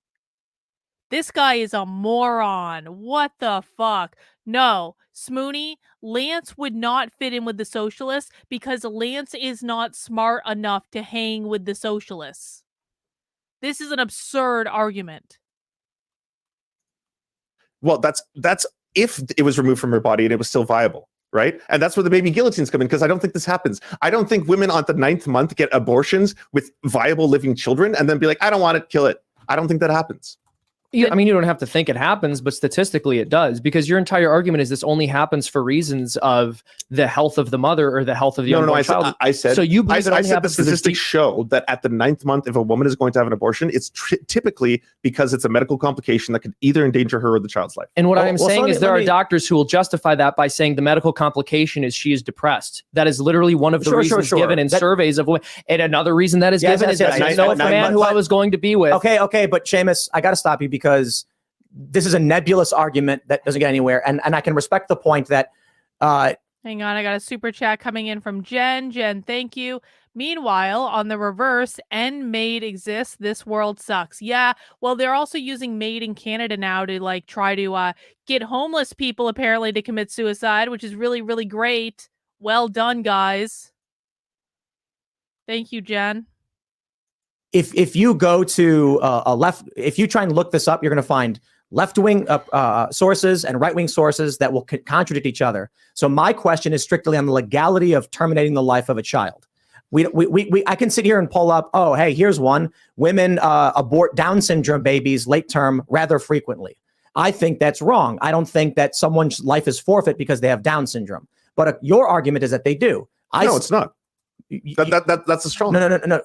Your argument is that women have a right to terminate a baby for any reason at any point. Yes, they should have the bodily autonomy to make that decision. So what I'm saying is, in the circumstance of Down syndrome, I think it is wrong to terminate a baby's life at 9 months simply for having Down syndrome. But you would agree she is legally allowed to do so. I think she should be legally allowed to do so. Whether or not I think that's a good idea is irrelevant. Well, then there's the clarification. I think it should be illegal. Okay. I think so. There are limits to how much bodily autonomy women should have. So yes, right. So that's your stance. The pro-choice argument, because you're pro-abortion, right? Sure. Pro-choice traditionally in this country put limits at around like 15 to 16 weeks, meaning if the baby is dependent upon the body of the mother, then it is the body of the mother and she has final say. If the baby is viable, it can be removed in a process that ends the pregnancy but doesn't end the life of the baby. That's kind of like the compromise where the baby gets to live and the woman no longer has to be pregnant. There seems to be this amoral argument where, well, but just kill the baby anyway, which doesn't make any logical sense. That's the pro-abortion side. So if you go back to the 90s, if you go back to safe, legal, rare, et cetera, if you even look at Tulsi Gabbard in 2020, that's where I'm at. Conservatives are pro-life outright. Seamus would argue abortion in any capacity should be banned entirely. I'm in the traditional Democrat position. But you see, there is a tribal, amoral, illogical position of just let them kill the baby regardless. I don't see any logic there. I don't see how that makes sense morally or ethically or I agree just with mathematically. Right. So you said I'm pro-abortion. What I'm against is forced birth, and I don't think the state should be forcing women to give birth against their will, which is what your position and your position is. I'm against that. I think that's creepy big government shit. I don't think they should be forcing them and turning them into these viable wombs against their will. I completely agree. I'm against forced birth, just like you. Cool. Except my difference is that if the baby's at 8 months and can survive, they can take the baby out as if they would have an abortion, but not kill it in the process. Exactly. If it's a viable at 8 months, is it viable? Yes, it is. Yes, it is viable at 8 months, dude. There have been babies after 20 weeks. Bro, your whole position is that women have a right to kill the baby even if they end the pregnancy, and there's no logic there. The logic is that I don't think you agree with forced birth at a point. How? How at 8 months? At 8 months, Tim Pool thinks forced birth is fucking cool and poggy. Stop making up stupid bullshit. But dude. Hold on. That's what this is. Bro. 100% Nonsense statement. And, apropos to something I said earlier today, I quite literally have Christians right now in my Twitter feed calling me mentally insane because I don't want to live in a world where I'm forced to be a Christian. So when I said earlier, I don't want the right deciding what makes someone mentally insane and not mentally insane, I quite literally just blocked a whole bunch of people on Twitter because they're like, Carlin is insane. She went off the deep end a long time ago. And literally they're responding to a tweet that I sent that said, I do not want to live in a world where I am forced to be a Christian. Just saying. Because I already said I agree with you. A woman should be able to end her pregnancy whenever she wants. A woman could end her pregnancy whenever she wants. Say it. Tim Pool said a woman can end her pregnancy whenever she wants. Yeah, but I demand aborting is giving birth are both ending a pregnancy. Make up something fake. Tim Pool agrees with forced birth is a false statement. You're lying. I have already said I believe that women have a right to terminate their pregnancy to a certain amount of time. At 8 months is where you draw the line. No, I didn't. Yes, you just said that. If the baby is viable, that she shouldn't have the right to be able to terminate it. To right? kill the baby. Yes. I said she can end the pregnancy whenever she wants. And ending the pregnancy can be giving birth or aborting the or baby. a C-section that keeps the baby so alive. she has to be forced to give birth against her will in a C-section, but the baby is viable and they give it so off. how do they remove So the hold baby on. at 8 Either way, months? the baby comes out of her. You're saying so, that so it's you more literally ethical. so you literally want forced birth. You literally want to force women to give birth. What are you against their talking will. about? Bro. If you have a baby that is 9 months old in the body, having a C-section to remove the child at your request is not forced birth. You're going to have to remove the baby at some point. Is he quite literally saying if you killed the baby and then removed it, that's not forced birth? But if you just have a C-section and remove the child, that is forced birth? This guy is a moron. So, Can I just you're saying here? Can I you're saying they should use the tools to rip apart the body and pull that out. Whereas I'm saying they should just take the baby I'm saying out. she should have the right to decide what happens to her body. That's it. Okay, but either way, the child is coming out. You're making this argument about forced birth. Either way, what is in her body is going to be outside of it. The question is it okay to shove forceps into the skull of the small person who's inside of her and then tear them apart limb by limb to get them out? Or should we say, no, that's not an acceptable way of delivering a baby. You shouldn't kill that unborn child. How is that for either way it comes out of her body? Either way the child comes out of her body. It's not as if there's one scenario where the pregnancy magically disappears and doesn't leave the body. Let me add, forced birth is a nonsense politics statement. But in your scenario, she's being forced to give birth against her will. Like she's already pregnant, dude. I know, but we're not talking about forcing her to do anything. She's pregnant. But then endorse that position. I did. Stick by it. I know. I reject there's no such thing as forced birth. They're saying you can't kill that baby. Let me tell you how fascinating this is. Because she has I cannot even believe I'm up at 2:30 in the morning listening to this. All right, we're going to do this for a little bit while longer, guys, but like, have we reached peak crazy of this episode? Can someone let me know? Does it get worse after this, or have we kind of like peaked with the abortion discussion? Jenny's getting inky with it. Says, wait till the surf guy says pregnant women so there's something about meth. Oh, great. Should be reported to CPS because they are endangering the lives of their baby. Oh, wow. Okay. So we'll get through the meth peak. Okay. I didn't know there was a meth section. Great. the baby inside her. Is so Yes, she does. fervent Yeah, about legalizing the killing of a baby at 9 months that I can sit here and say I think women should be able to terminate their pregnancy whenever they want. But if the baby is viable, there's no reason to kill it. She has to be forced to give it. Then she has to be forced to give birth and then give the baby up. Is what you're saying? Give birth. Define. Yes. Okay. So that is forced birth, right? So she can't decide to terminate it at 8 or 9 months. Define give birth. You just said at 8 months if the baby is viable. I didn't say 8 months. Define give birth. I'm trying to understand what you're saying by forced birth. What does birth mean? You just said when she is at 8 or 9 months. Okay, so she's at 8 or 9. I said viable. Okay, so it's viable. The baby's viable. She should have to give birth to it in some capacity. C-section, whatever. Define birth, and I can answer your question. Birth, the removal of a child into the world from a mother's womb. If the so how do they do that? The woman pushes the baby out. So then what would you call always, an abortion at 8 months? Is An the abortion? Is the woman pushing the baby out? No, it's most likely a medical procedure done by a doctor. And what is that medical procedure? An abortion. Like, but what is that? What is an abortion? Yes, like what? How is it done? Yes. I'm not entirely sure how it's done at 8 months. I know earlier on it's usually done with a series of tools. I don't know how it's done at 8 or 9 Okay, months, so your moral argument is forced birth. I'm trying to understand what your position is. If you don't know how an abortion is done, then are you in favor of forced birth? Am I in favor of forced? No, I'm against forced birth. But you think that women should have to expel the baby, right? It's completely fine for me not to know the medical procedure of how abortion is done to stand up for the rights of a woman's body. I don't need to know how people perform abortions directly. I'm not going to lie here. I'm not going to pretend. Removing a baby from a woman's body is birth. Oh, so you're saying it doesn't count? No. It's birth of a different nature. I don't think you have a definition, and I'm trying to understand what you mean by forced birth. But if you can't define the removal of the baby in a different way, I don't know what you're saying. Birth, Tim, like the birth of a child. So it's a C-section of birth. Sure. Yes, it is a form of extracting a living child that is viable to live in the real world. That's how you define birth: extracting a living child to live in the real world. No, I would define birth as someone giving birth. They're pushing a baby out of their body. So I don't think women should be forced to do that, right?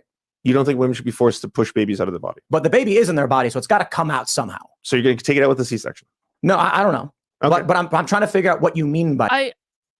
I'm in absolute bewilderment that this is the conversation that's being had, because this is one of the most genuinely stupid things I have ever witnessed in my life. I feel that I have lost IQ points in the course of watching this conversation.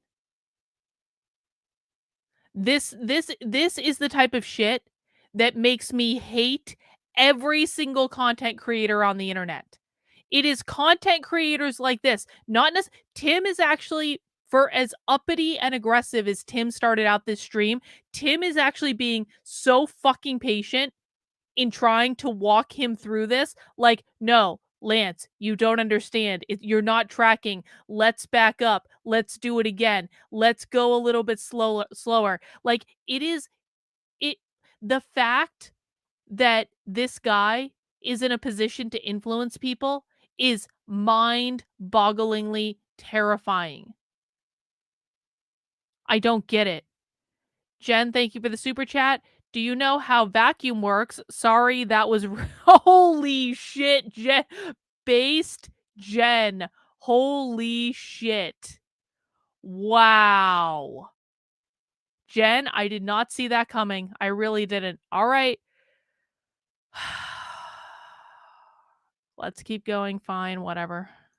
So that would be forced birth. So she's forced to give and make a viable child, live in the real world. I mean, so when you're pregnant, the baby's going to come out of you at some point. That's the Either point. we rip no it matter apart what or happens, you give birth the baby is naturally. coming out of the woman, right? Yeah. Yes. So there's no being in favor of that or not. It happens. Period. Yes.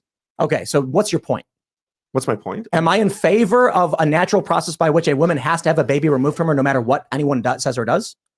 Your point is that at 8 or 9 months, and correct me if I'm wrong on this, Tim. You are wrong. Yes, I'll stop you right there because when you keep saying 8 or 9 months, that's not what I said over and over and over again. Viability is after 6 months. Viability is that means that there's more than a 50% chance. But you're also wrong. It's not 6 months. So as soon as the baby it's not 6 months. So as soon as the baby is viable, Tim, as soon as the baby is viable, then it's okay for the woman, even if she doesn't want to have it anymore for whatever reason, she should have to be forced to have it extracted from her. And then live. Is that correct? She's gonna have your position? You fucking moron. She's gonna have it extracted from her either way. Either way, the baby needs to exit the body. This is not too much to ask. I am sorry. It is not too much to ask to say, if a baby is viable, can we just put it up for adoption? This is not an unreasonable request. Well, it's not forcing the woman to have a baby live if the baby's already alive. You see what I'm saying? Like, right. So you're okay. Here's semantics. I got a compromise for you. I got a compromise for you. We'll tell the mother we killed it, but we'll sneak it off and give it to someone else. Does that work for you? No, because I still think she should have autonomy. She should have the right to do it if she wants to. Of course, she should kill the baby after it's already born. I don't want her to kill a baby. I want her to have. Why do you keep saying it? Because I want her to have the ability to choose. That's different, and that is a fundamental part of this. The baby's out of her body, right? Forcibly. In your scenario. No. Let's say 24 weeks. The woman goes to the doctor and says, "I want this baby out of me." And what if she says, "I don't want to have this baby"? I don't want to have this baby. Okay. And the doctor says, "I will remove it." Okay. The baby's alive. What do we do? So you forced her to give birth? No. She said, "Doctor, I'd like an abortion." He says, "You got it." Step right up. He's lying to her. No. He does the abortion and it fails. And an abortion is terminating a pregnancy. So there's no such thing. There's no such thing as a trick abortion. You can't. They're called failed abortions. Failed abortions, yes. Where doctors trick women into taking their babies out? No. So when they perform the abortion, as Seamus explained, they stick metal tools into the brain, scramble it up, and rip its body parts apart, and then pull it out chunk by chunk. Okay. When the babies are smaller, sometimes they pull them out, but the babies don't die; they survive. Right. So my question is, in the instance of a failed abortion, what should be done? A failed abortion being that the child is living; it's outside of the mother. Yeah. At that point, you cannot kill that child. That would be murder. Oh, okay. Precisely. Agreed on that point. Right. Yeah. So then where does the mother's choice come in to kill? Before that procedure takes place? So she has a choice to choose what she wants to have done with her body. If she goes to a doctor and the Lance, doctor's you were like, I'm going to perform an there. abortion, You were there, which buddy. the assumption would be that I'm You about were to terminate the right child, on the but then he just edge. secretly sneaks the child out of there. That's not performing an abortion. You're just being deceptive. Yeah, and the doctor should go to prison if they did something like that, in my opinion. I think he'd go to absolutely. prison if he should go to prison if he performed an abortion. Snap. Yeah. I heard Yeah. that. Not Opposite surprised. perspective. So there's also something that none of us know, because I don't think any of us are medical doctors. The difference on the physiology of the female Hang on. body. Ian's about to throw a wrench into this whole. Let me predict what's going to happen.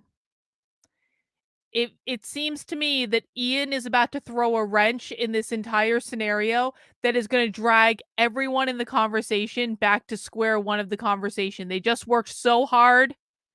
They got Lance right up to the point where he almost understood the point being made, and then he willfully ignored it to contradict himself yet again. And but we've made a lot of progress in the last like 10 minutes or so, and now Ian is just going to throw a wrench in the entire situation and bring it right back to square one. I hope I'm wrong. Giving a 9-month abortion, having that happen, or the actual birthing process, whether by C-section or natural birth, it might have vastly different consequences on the female body. So that's something to take into account. So wait. Remember the Born Alive Act? Yes. That was a Republican position, wasn't it? What was that? Yeah, so there have been a couple of different Born Alive acts in different years, but what they basically say is that if the abortion fails, it is not legal to kill the child. Wasn't that Republicans were trying to pass The a law? Republicans were trying to pass that. That was one of the only things Obama voted on in the Senate. He voted against it. Obama voted against it. But you would be in favor of that. In favor of what? The Born Alive Act. I'm not completely familiar with it, so I'd have to read if up an on it infant is first. born alive after an attempted abortion, Mhm. it has the same protection of law and degree as a newborn. Yeah, I would be okay with that, because at that point it's a human. If you're killing a person that is alive outside of a womb, then that's murder, right? Yeah, I agree. Can I ask you, that's this is good. not a gotcha. We agree on that. That's great. I want to ask in good faith. So Yeah, of course. you believe that the moment after the child is outside of the birth canal, Sure. that they are now endowed with human rights. Yes. However, when they are inside of the mother, literally anything you do to them is acceptable because they're inside of the mother. I see No, where I this don't is think anything is going. acceptable, but I think the mother should still have no. the choice, ultimate authority over what happens to her body. But Wait, there's wait, a wait, child wait, inside of her hold on, body, hold on. and not What her. about Yes. meth? Like, should she be allowed to do meth? Yeah. I think if someone is doing meth while they're pregnant, that it is completely acceptable for something like I don't know what the name of the services in the United States. Oh, no. Child services. I guess No. CFS services No. would be. Whoa, You whoa, whoa. It's her body, moron. though. No. Yeah, it's her body. If she wants to do meth, what's the big deal? The big deal is that she's Oh my God. He is honestly about to argue that here's what he's about to argue. Correct me if I'm wrong.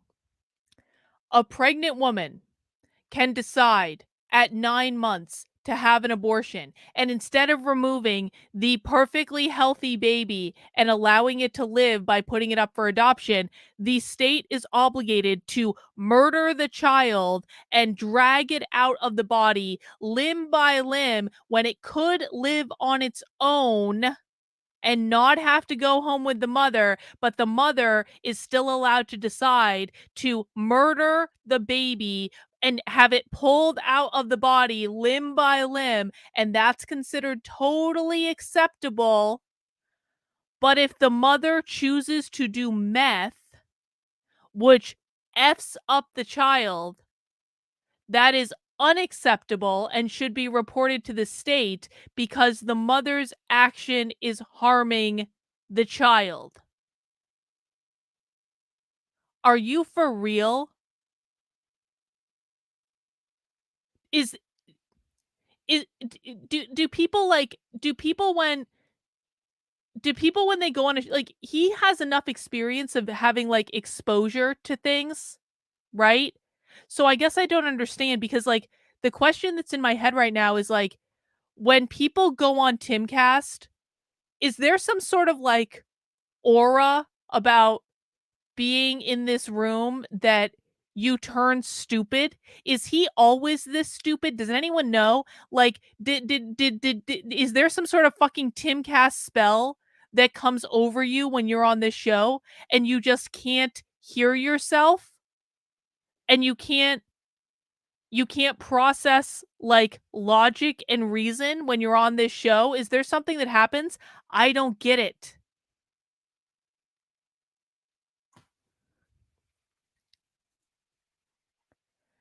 King Peter of the chat, thank you for the super chat. We watch a lot of very smart, dangerous leftists, but whenever you want to yell about conservatives being hapless, remember Sam and Lance are better comparables to right influencers than academics. You know, Peter, you're bringing up a good point right now because it is true. It is true that the majority of leftists that we watch on this channel are the really smart leftists, the true believer leftists, the leftists that are plotting the takeover and the cultural revolution that we are all going to lose to because we are absolutely on the long, slow descent into socialism and ain't nothing going to stop it. We typically watch the smart leftists and the stupid conservatives. And so perhaps I have done I have not done a good job of balancing.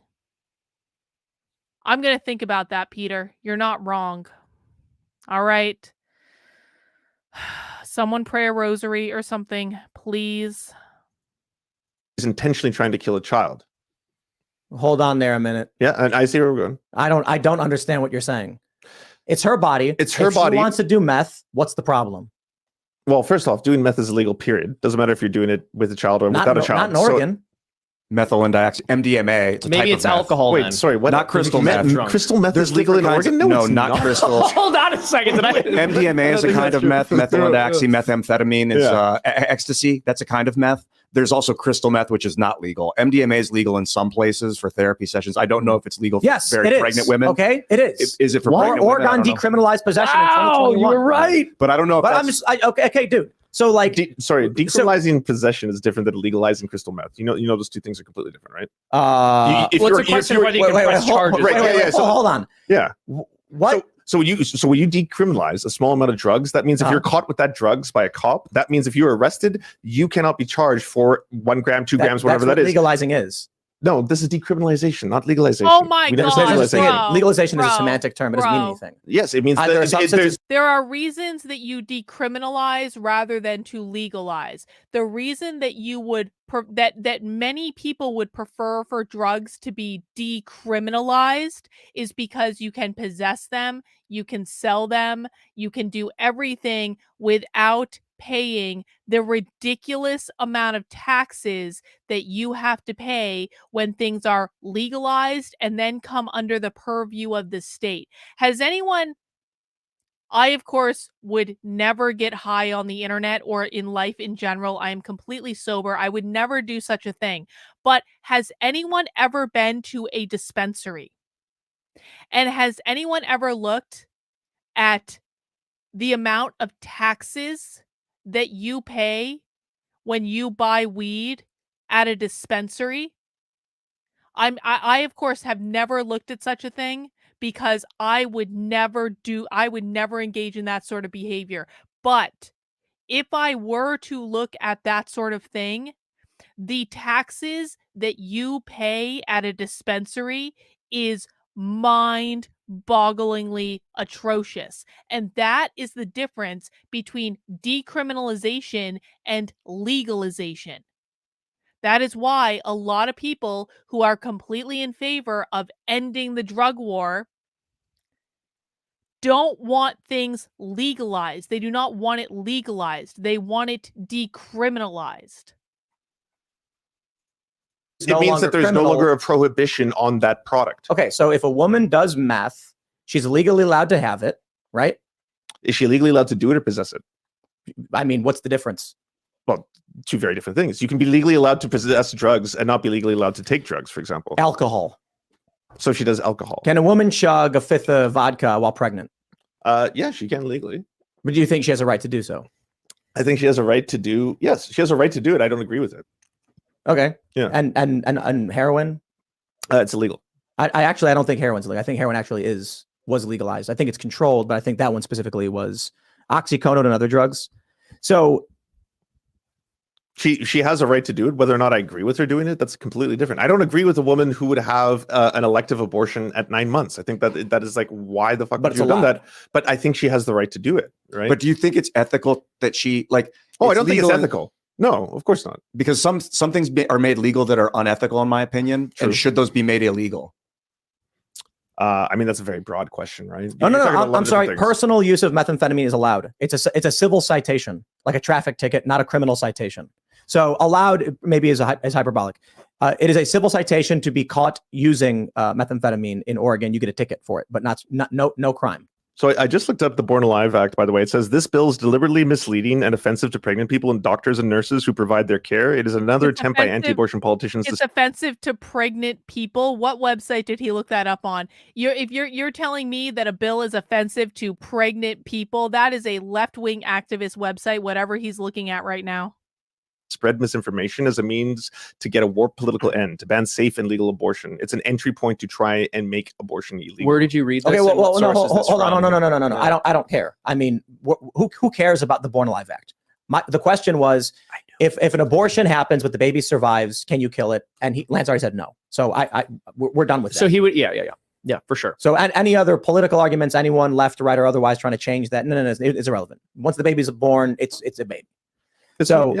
So it has the same rights as every other human at that point, right? It's an American. This is an interesting. I think this falls in line with the idea of anarcho-tyranny that we were talking about. My view of the modern left is that their positions are nothing but chaos. There's no logical pathway towards preserving life, improving people's lives. It seems to be. That's because why does it seem that way? Pop quiz for the chat. I know it's almost 3 a.m., but it's important we can answer this question at all times. Why does it seem to Tim like the goal of the left is to create chaos? Why might that be the case? Why might that be a deliberative effort to create chaos? Because the four goals of the woke left are always and forever: gain as much power as possible, destabilize the system, attack capitalism, usher in their Marxist utopia. The left's only goal is to get as much power as they can, to implement practices and policies that will fundamentally destabilize the system and cause problems. They then use that destabilization in order to blame capitalism, to turn the populace against capitalism as the creator of all their problems. And once they've got the populace turned against capitalism, they use that angst to usher in their Marxist utopia. If it seems as though the left is always trying to create problems, always and forever trying to create chaos and cause disruption to the system, that is why. That is their goal. It is a feature. It is not a bug. Once you start looking at what the left is doing through this lens, you will understand why they do everything they do. It's like yin yang, right? There's one side that's talking about long-term planning, logical thinking, and improving the world, and one side that takes the inverse position no matter what. For instance, 25 people push in front of a subway, nobody bats an eye. Three guys try to subdue a man, and now they want prison. That's like a weird inversion of what the law is supposed to do. The law should stop. Because the left wants to destabilize the system. People have got to stop treating the left as though it is a logical, rational thing. I wrote an article for my series, The Woke Mind. You can find it on my Substack, Carlyn, KARLYN.substack.com. There's a link in the description below. There is a link in the top of the menu that says The Woke Mind. It is the very first article in this series where I break down the psychology of the woke left, and I explain to you exactly why they do what they do. The woke left has completely different values. Their values are not our values. Their goals are not our goals. Their only goal is to push the culture towards Marxism. That is it.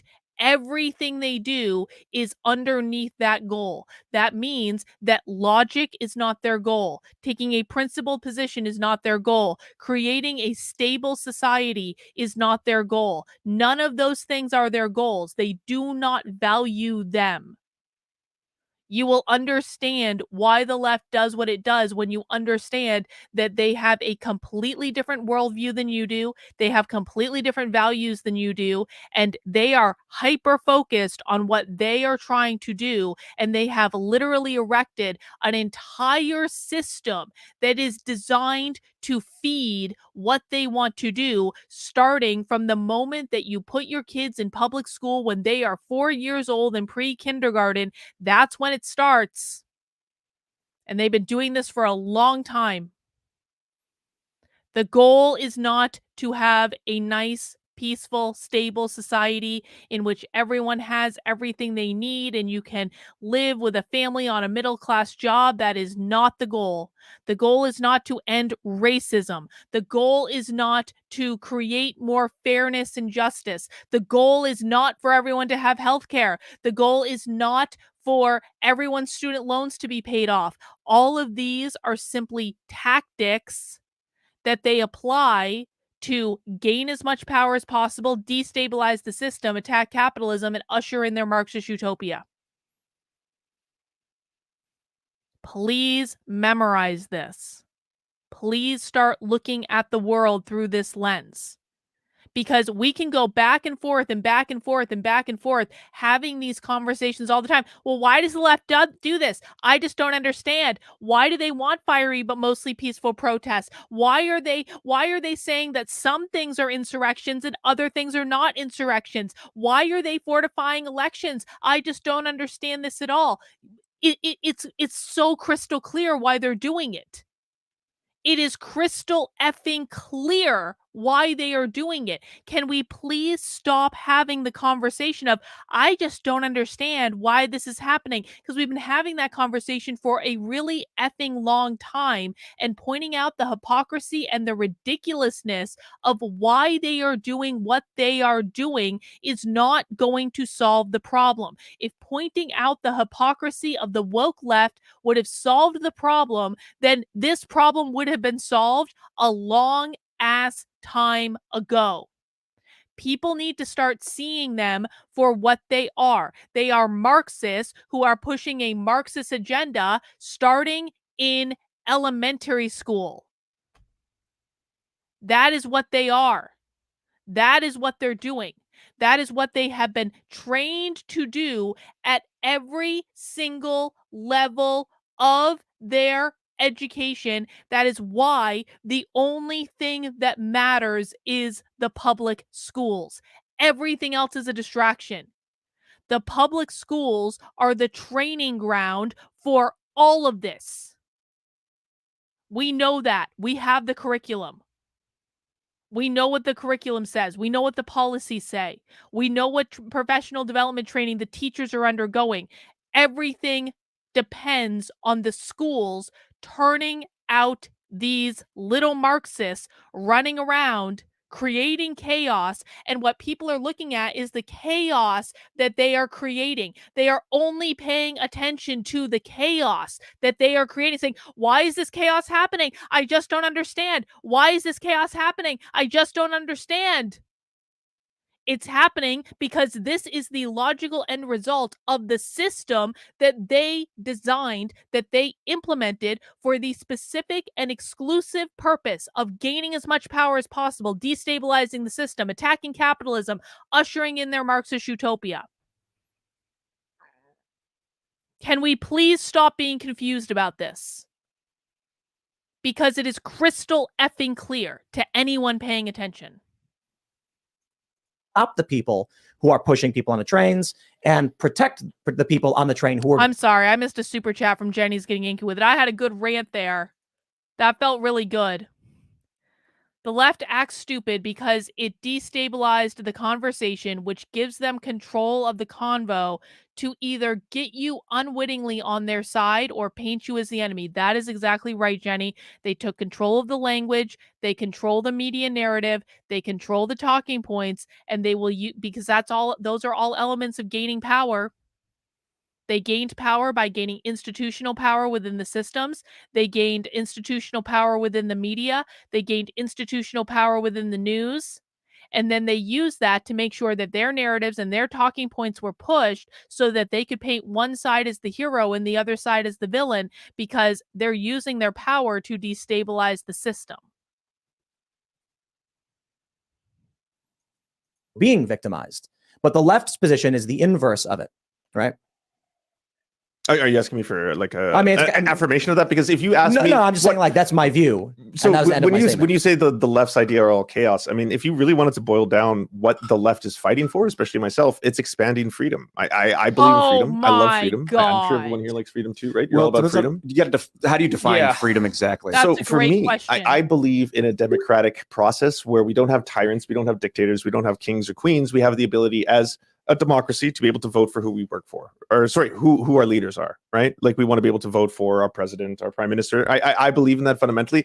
But my other thing is I want to expand that freedom into the workplace, because we spend about 8 hours a day every single day in our works, our jobs. I want to expand freedom there. You do have freedom in the workplace. You have the freedom to go get another job if you don't want to stay the job that you are at. In the United States, we have employment at will in this country. Employment at will says that you can leave your job at any time for any reason or for no reason at all. The vast majority of people in this country are employees at will. That protects you. Now, the flip side to that is you also have employment at will for the organization, which says the organization can fire you at any time for any reason or for no reason at all, unless they're firing you because you're part of a protected class and they're discriminating against you, which is another thing entirely. But when that happens, they usually just don't give you a reason, because no employer has to give you a reason for why they're firing you. They can just say, we don't need you anymore. It was nice knowing you. Go on your merry way. You want to have freedom in the workplace? We have ultimate freedom in the workplace. You have the freedom to not go in and perform the job. You do not have freedom to set the parameters of the engagement. When you are in a job, you are bartering your time and your energy and your effort and your labor and your body in exchange for a salary. No one is forcing you to make that deal. No one is forcing you to agree to the parameters of that deal. No one is going to force you to take a job you do not want to take. I promise you. You can always go get another job. But that's what freedom looks like, Lance. With great power comes great responsibility. You have the power to go out and get a job. You also have the freedom to go and leave that job if you see fit. If you don't want to work there. I don't know why this is so hard. Like the Terminator, they can't be bargained with. They can't be reasoned with. They don't feel pity or remorse or fear. They absolutely will not stop ever until we are dead. Well, I think that Lance is mostly a useful idiot, if I'm honest, Beth, and I do appreciate the super chat. I think he's more of a useful idiot. I think he does care. I mean, he does actually strike to me that he has empathy. I don't think he's a bad person. I don't think he's an evil person, but you're correct of the true believers. So people who work at their jobs for 8 hours a day have the ability to vote for things in their lives, better healthcare, better working conditions, whether or not their boss is corrupt and stealing from all of them. I want to expand that. I want to expand freedom into other parts of life. That's a fundamental belief for me. So what do you mean by stealing from them? Stealing wages, for example. Like actually shorting someone's check and so the largest form of theft in America right now is wage theft. If you look, I had it happen to me. I sued. I went to the National Labor Board and we won. How does it happen? As you should. So there's a ton of ways. Not paying overtime. Not paying overtime. Bosses simply just garnishing checks or garnishing wages, stealing tips, or thinking that tips are justification to pay them lower salaries and stuff like that. Yeah. All of it bullshit. And when you look at theft, you look at the stats, right? Cars being stolen, jewelry, all that. Wage theft blows everything out. Like they're not even comparable. It's one down here, and then it's like the other one's fucking all the way up there. I got a story for you. So I work at a company. I get a paycheck. I'm good at math and stuff, and so I look at it and I'm like, "Hey, there's a problem with my paycheck." And they go, "No, it's good." And I'm like, "No, it isn't. There's a problem with my paycheck. Fix it." And I very quickly was like, $67 missing. I want it fixed. And I want it fixed now. And they went, "Give us a few minutes." Came back 15 minutes later, handed me a check. I looked at it and said, "Are you joking?" And they were like, "Huh?" And I was like, "This is wrong. I'm not an idiot. Fix my paycheck." Went to a couple other employees. I said, "Let me see your paychecks." I looked and I went, "Come with me." Walked right to the National Labor Board in Chicago and said, "This is what they did. They took our statements. We went to the company and we told them we were going to form a union because of what they had done. They fired us on the spot for doing it. We sued them. And then I'll give you air quotes in saying we won. What actually happened was after 6 months of being out of work, they said you can get retro pay, which will be $7,000 each. I appreciate it. Or we can go to fight and then they'll give you your job back. And I'm like, if they give us our job back, they're going to retaliate against us. No, that's illegal. And I was like, oh, come on. So we won the fight, but it really means they were able to fire us to stop us from forming a union. So what would be a better example of expanding? Sorry, Seamus. You can no. I just want to make the point. I haven't seen the stats on wage theft causing more in losses than all other forms of theft combined. I'll just have to take your word for that, and I'm willing to grant that for the sake of I think that's this discussion. True. Yeah. Like I said, I'm willing to grant it if that is the case, and at the very least, for the sake of argument.